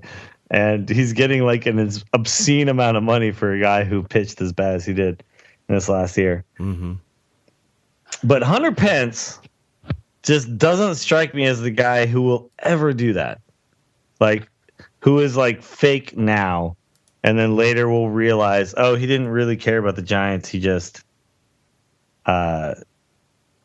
pretended because things were going well. Like, I don't know if you guys get this sense off of Hunter Pence, but this is just a guy who loves baseball in general and is so happy that he found a place that his love of baseball fits so well. And he has found it here. And Hunter Pence is now cemented into San Francisco, I will always buy you a beer at a bar lore. Like, he's now that guy. There's no doubt about it. Like, Scootero's that guy. Morse is now that guy. There's, Bumgarner is now that guy. Like, it doesn't matter. Lincecum, people wonder, why does San Francisco cheer for Lincecum so much? Do you know how much awesomeness we watched from this kid? That's why. Yeah, we're not Philadelphia. This town doesn't turn on you when you start to lose it. Yeah. Hunter Pence is now fully cemented into that, and this town will never turn on Hunter Pence. If he's on another team at some point and he comes to San Francisco, he gets like a standing ovation in his first at bat. Oh, of course. Like, that's how it is going to be forever for this guy. Like, remember Will Clark when he played for the Cardinals, and he came and he played a game in San Francisco? I don't know if you guys remember this. Oh, yeah. No. Well, they started interleague series when he was went to the Rangers. Oh, no, when he was a Ranger, yeah. And he had his first, But I remember Will Clark returning to San Francisco and getting just standing ovations. Yeah. Because that's our guy, man. That's Will Clark. Hunter Pence is like our guy. And he didn't start here. He started in Houston. But this motherfucker is... He's my favorite Giant by like a long shot. Yeah, like, he's the man. I love Hunter Pence to death. Love this guy. And he plays Hearthstone. And he started the Yes Movement, and I'm back into wrestling. I don't know. It's just crazy. It's crazy. Me and this guy, we should probably be best friends, but we're not yet. Whatever. Yeah, so next time you go interview him in the clubhouse and have an awkward conversation with him. Okay. Yeah, I'm looking forward to it. You should tell him. You should be like, well, Hunter, you realize you're my guiding spirit, right? Yeah. And I think it'll break down all the barriers that you'll find. I'm sure it will. I'm sure that if I go to him and I just explain this to him, like, Hunter Pence, I don't think you understand that we're supposed to be best friends. I'm pretty sure that's going to go off pretty well. So I'm looking forward to that. I see the two of you skipping off in the distance now. Yeah, probably. No, we're going to mount horses. Yeah. But no. Pence was taking pictures with fans before Game 7. He Instagrammed pictures of him just with his scooter in Kansas City taking pictures with fans before Game 7. How do you not love a guy that's just still doing his thing, no matter if it's Game 7 or March? He's just that guy. That's like, what else am I going to do right now? He's just totally chill. He's just hanging out. He's Hunter Pence. Yeah. Awesome. All right. Hating on some people. Let's do this. What? Chad? Oh, yeah. Chad, why don't you start us off? I know normally we take guys from the other team or broadcasters, or it could be anyone. Generally, yeah. Generally. You know what? Look, they just won the World Series, so I got no one to hate on. The Royals are certainly a class act team. I don't think during the whole series they really ever pulled anything that, I thought was unprofessional. They didn't have that one guy that just always kept, putting a dagger in the Giants' heart either, because sometimes we'll choose someone like that who's, hitting 800 with 4 bombs, and you're just like, I hate that guy. I have no hate, man. The only hate I have is maybe for some of the Royal fan trolls that are out there. But other than that, I'm happy. Got no hate to dish. I'm going to save it up for next season. There you go. Yeah. The maybe existing Royal fan trolls, they are out there, by the way, though. There are not that many. Yeah. No, but they're actually not that bad. Like, I've had a few people tweet at me since and say, like, oh, whatever. Like, I had a guy show up today. I was doing the air chicken, and we were on Twitch, and some guy showed up and was like, the Royals were definitely the better team. Boo, Giants. You guys got lucky. Pretty much that guy, Like, yeah. That guy. Yeah. Yeah. Don't be that guy. Speaking of which, I'll just go next. All the people who try to find some way to diminish this Giants run. There's been definitely a lot of people who have said, oh, it's not a dynasty if you win and then you miss the playoffs, and then you win and then you miss the playoffs and then you win. Like, somehow missing the playoffs the years in between means that dynasty is now, literally impossible. Like, cannot be done if you've missed. Like, that's some, like, dynasty is now etched in stone as what it can be and cannot be. Every dynasty is different. right? Yeah, this is a dynasty. Sometimes people win 3 in a row. Sometimes they win 2 and then lose and then win another one. Doesn't matter. It doesn't matter how you get there. Yeah. Winning The Tigers aren't any better of a team because they lose in the playoffs. Oh yeah. So are some people saying like the Tigers should be dynasty? Like, okay, what about like the Red Sox? They won a couple times pretty close. Right, together, but like, the Tigers get there every year and they lose. I don't care if the Giants don't make the playoffs because then they're not going in there and having things happen. What about the teams that get there every year but lose? Yeah, that's exciting for the fan base, but you want to win championships. That's all that matters. Yeah, championships. That's what matters. Exactly. I don't even see how missing the playoffs in those 2 years even comes close to mattering because, first of all, you can't, in baseball, account for what happens during a season. 162 games, Buster Posey gets hurt. We clearly lose the playoff, or clearly lose the option to go to the playoffs there. And that's 2011, and that's like, okay, bang. And then, like, 2013, it was just like, here we go again. Pagan goes down after we're clearly in the running, and he wins a game with an inside-the-park home run, and he goes down, and he's, like, the key to our offense that year. So we missed the playoffs.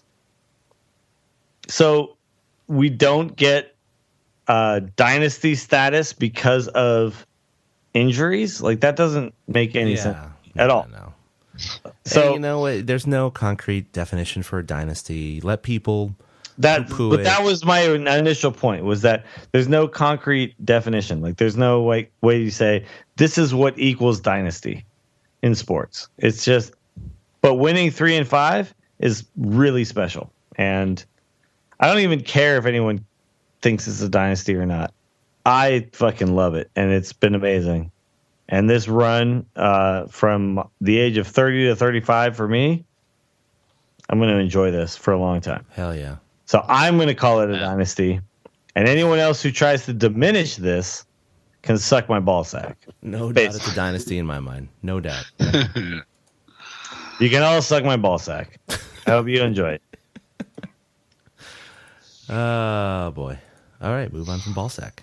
Yep. Yeah, I can hate on Bill Plaschke, the LA Times, because he's a guy who decided to write another "Baseball is Dying" article. Yeah, I read that. Oh, And it's my just God, so I saw this. stupid. That was horrible. Yeah, it's just so stupid. They compare things to the worst things. You can't compare apples to oranges when comparing ratings, and bringing up numbers from the 70s. By the way, doesn't mean Game jack 7 got shit. amazing ratings, though, didn't it? Yeah, it was the Yeah, best it since did. 2004 or something like that. Yeah. And let me tell you, everybody here in Tampa told me, "Oh, I'm going to tune in tonight. Oh, I'm going to tune in tonight." Or, "Oh, I saw that last night. Oh, I saw that last night." So people watched, and that's why I just don't understand why an old curmudgeon jackass kind of guy like Bill Plaschke has to come out with a column at this time. But then I remember that he writes to the Los Angeles Times and they cover the Dodgers, and it's just probably a bit of jealousy. So Yeah. Bill Plaschke, I'm going to hate on him this week because he can go on being an old jackass that can't write anymore. Yeah. By the way, if you guys want to just kind of have a laugh or feel good about yourselves or just enjoy other people's misery, just go to the Dodgers subreddit anytime you want. You do it right now. You can do it a week ago, but it's nice. I mean, I'm not gonna go in there. I'm not gonna say anything. I'm not gonna fuck with these people. But my God, the desperation in there. They are so upset. They cannot believe that this actually happened. It's pretty special. It's pretty special. That's funny. Yeah, I encourage you guys to do it. I did it with Anybody- the Casey subreddit. Don't anybody go in there and post anything though. No. All they're gonna do is stir up a fucking hornet's nest, and then they're gonna bait you or some shit. But go in there and just read some shit. Just read down the line all the reasons why this happened. It shouldn't have happened. It's crazy. This is some out of body experience type shit. But they are freaking the fuck out, and it's pretty good. That is It's awesome. Dodgers. So That is awesome. yeah. I got to go do that. it is. That's Yeah, you hilarious. should. Yeah, I'm trying to find it now. All right, why we won it all. We're done hating. So let's look back real quick, and let's all try to give a succinct-ish version of why we actually did win it all. Guys, the Giants are the World Series champions. We did win it all. I could go back now at about like 30 episodes of why we will win it all and find out like who was the winner, like who actually had like the correct version. Yeah, we should go back through.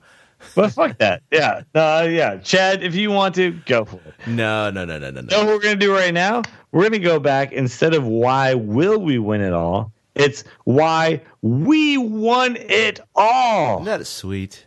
Yeah, I totally noticed the difference in the show notes. I was like, he must have loved changing that. Just change that. Change that real quick. One word. It's only one word. All right. Chad, start us off, buddy. Man, in the beginning of the year, I was saying things like, oh, even year. Oh, it's Bochy. Oh, it's this. Oh, it's that. But really watching this team come together to fight the adversity of their the ultimate high in the beginning of the year where they had the best record in the major leagues, to their ultimate low in the middle of the season when they had the worst record during that stretch, to everything in between, with the injuries to Pagan and Kane and Scudero and the trials of the second baseman, trying to find that second baseman with Ugla and Hicks, and eventually turning to the rookie.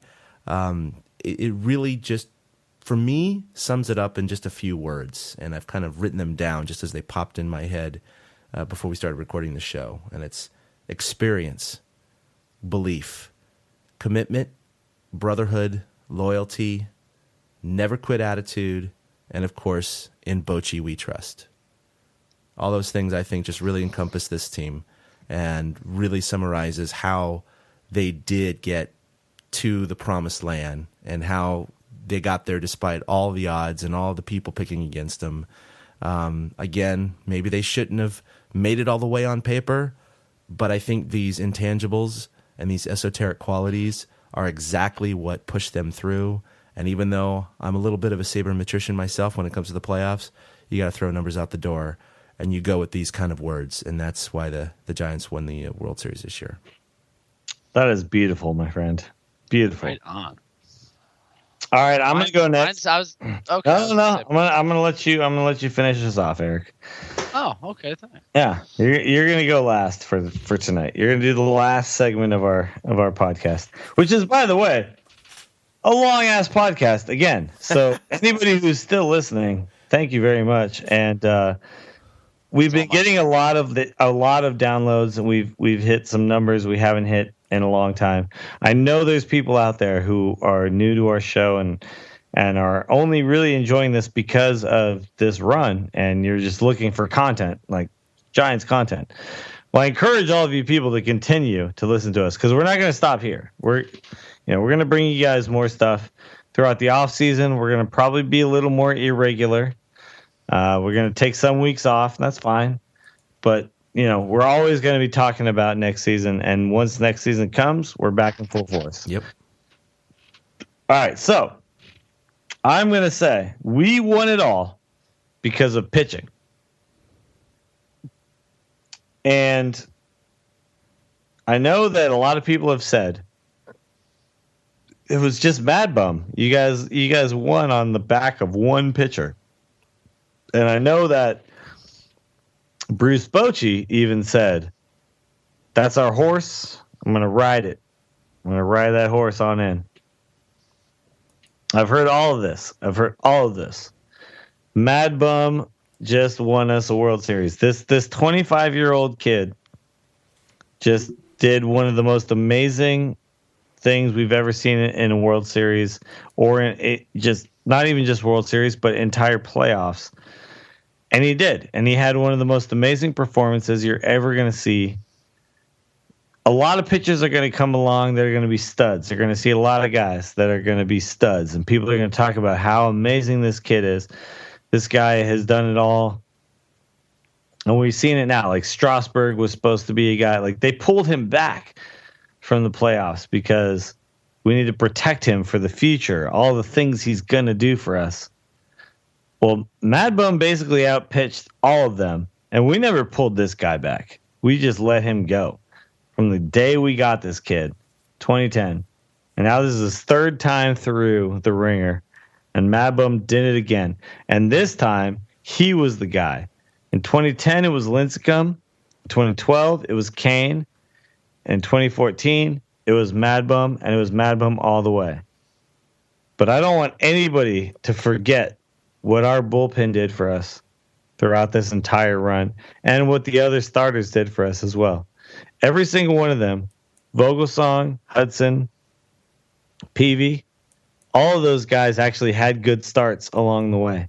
And everyone forgets that and thinks that it was just Mad Bum the whole time. Mm-hmm. But it was not just Mad Bum. All those guys had at least one good start along the way. And we could not have won the whole thing without the one start those guys gave us. Sure, they might have fallen apart at some point, and they didn't pitch as well as they could have at another point. But it doesn't matter. The one start that they gave us mattered, and it got us to the place that we are now. And the bullpen collectively, and not just one guy out of the bullpen, but the bullpen collectively, from the worst guy to the best guy, did something to get us here. You're talking about Strickland was terrible. Strickland got one of the biggest outs in this entire playoff run. You're talking about Romo, gave up that home run that lost us a game. He was perfect the rest of the way. Casilla didn't get to be the closer that the Giants had in all the years prior, where he gets that final strike and that final out and gets the buster hug. He didn't get to have that because Bumgarner took that, but that's fine. But he gave us many, many good innings and good at-bats, and he got a lot of people out. So from the bottom to the top, this bullpen, this pitching staff won us a World Series. Our offense did just enough, but it all comes down to pitching, and that's how it's been for the Giants for 3 straight World Series titles in 5 years. Nice. All right. Very good, sir. Eric, why did we win it all? So just echo Chad real quick. I agree. It's about love, pride, and the results that come from like work and commitment to the right people. Like it kind of did that. But for me personally, people who've listened to Torture Cast before know I was in town last year in August for the first time, and that was because we laid my dad to rest and scattered his ashes in McCovey Cove. So 2014 is the first full season that my dad's ashes has ever rested and had his final rest in McCovey Cove. So obviously the Giants won it all this year because it was his first full chance to watch them play a full season. It was all by the man in the Cove. So to me, that's why they won it all in 2014. Nice. That's fucking beautiful, dude. That just brought a tear to my eye, sir. Well, I mean, he died in 2012 at the beginning of the season, so I didn't get, you know what I mean, to have anything. And then just to think, it struck me sometime during these playoffs. I was like, this was the first year he ever resided there. So, you know what? That's a hell of a year to have in your first year.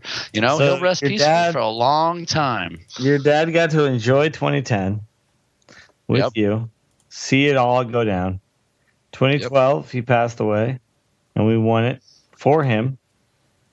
And then 2014, he got to reside in the Cove and see every single game. Every single pitch. Or 81 games plus about, like 8 games or so in the playoffs? 7 or something? 8. Yes, 8. Yeah, 8. I'm pretty sure they did it for your dad, dude. Yeah, that was pretty cool.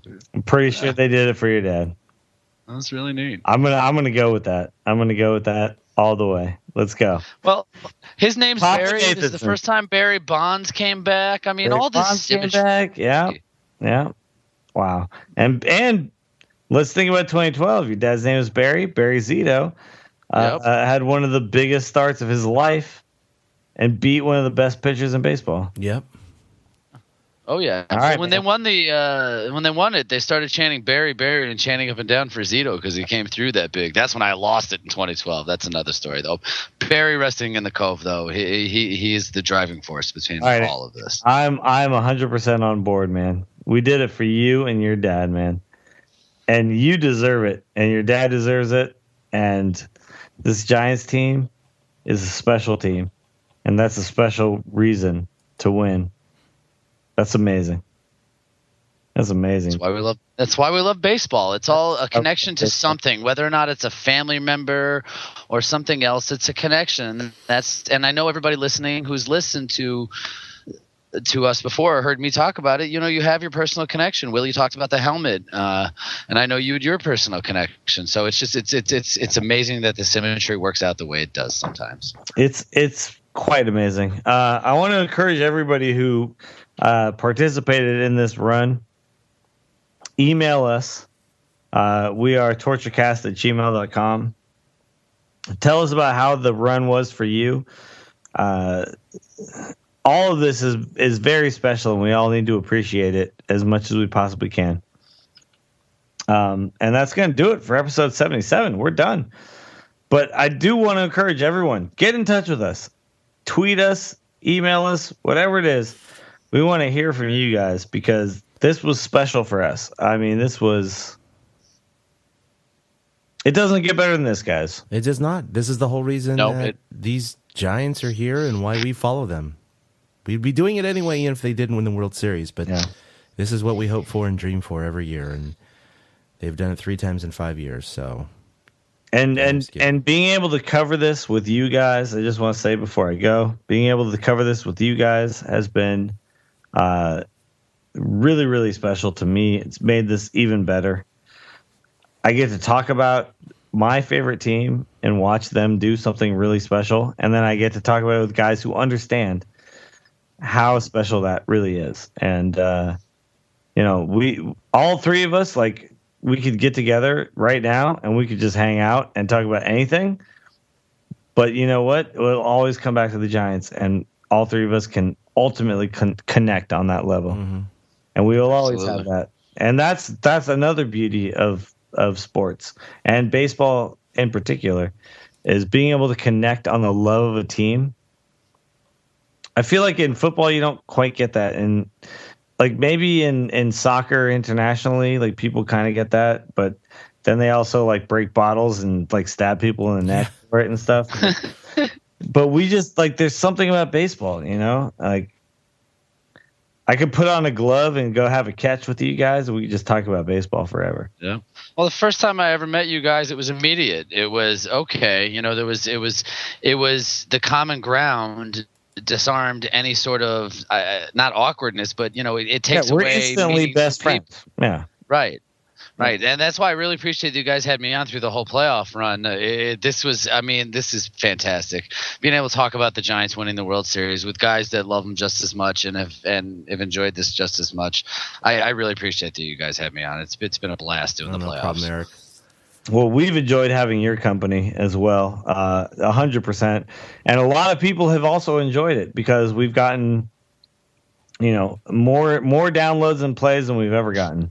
There's actually more than 1,000 people per episode who are enjoying this, and that's really big for a show about a specific team in a single sport. Yeah, that's actually really good. That's very good. So thank everybody for listening, and thank you guys for being here. I want to thank Ben as well. He was here for a lot of these. He wasn't here tonight, but he was here for a lot of these. I know he felt, as strongly as we did about all these games, and the entire San Francisco community, the people who are fans of this team.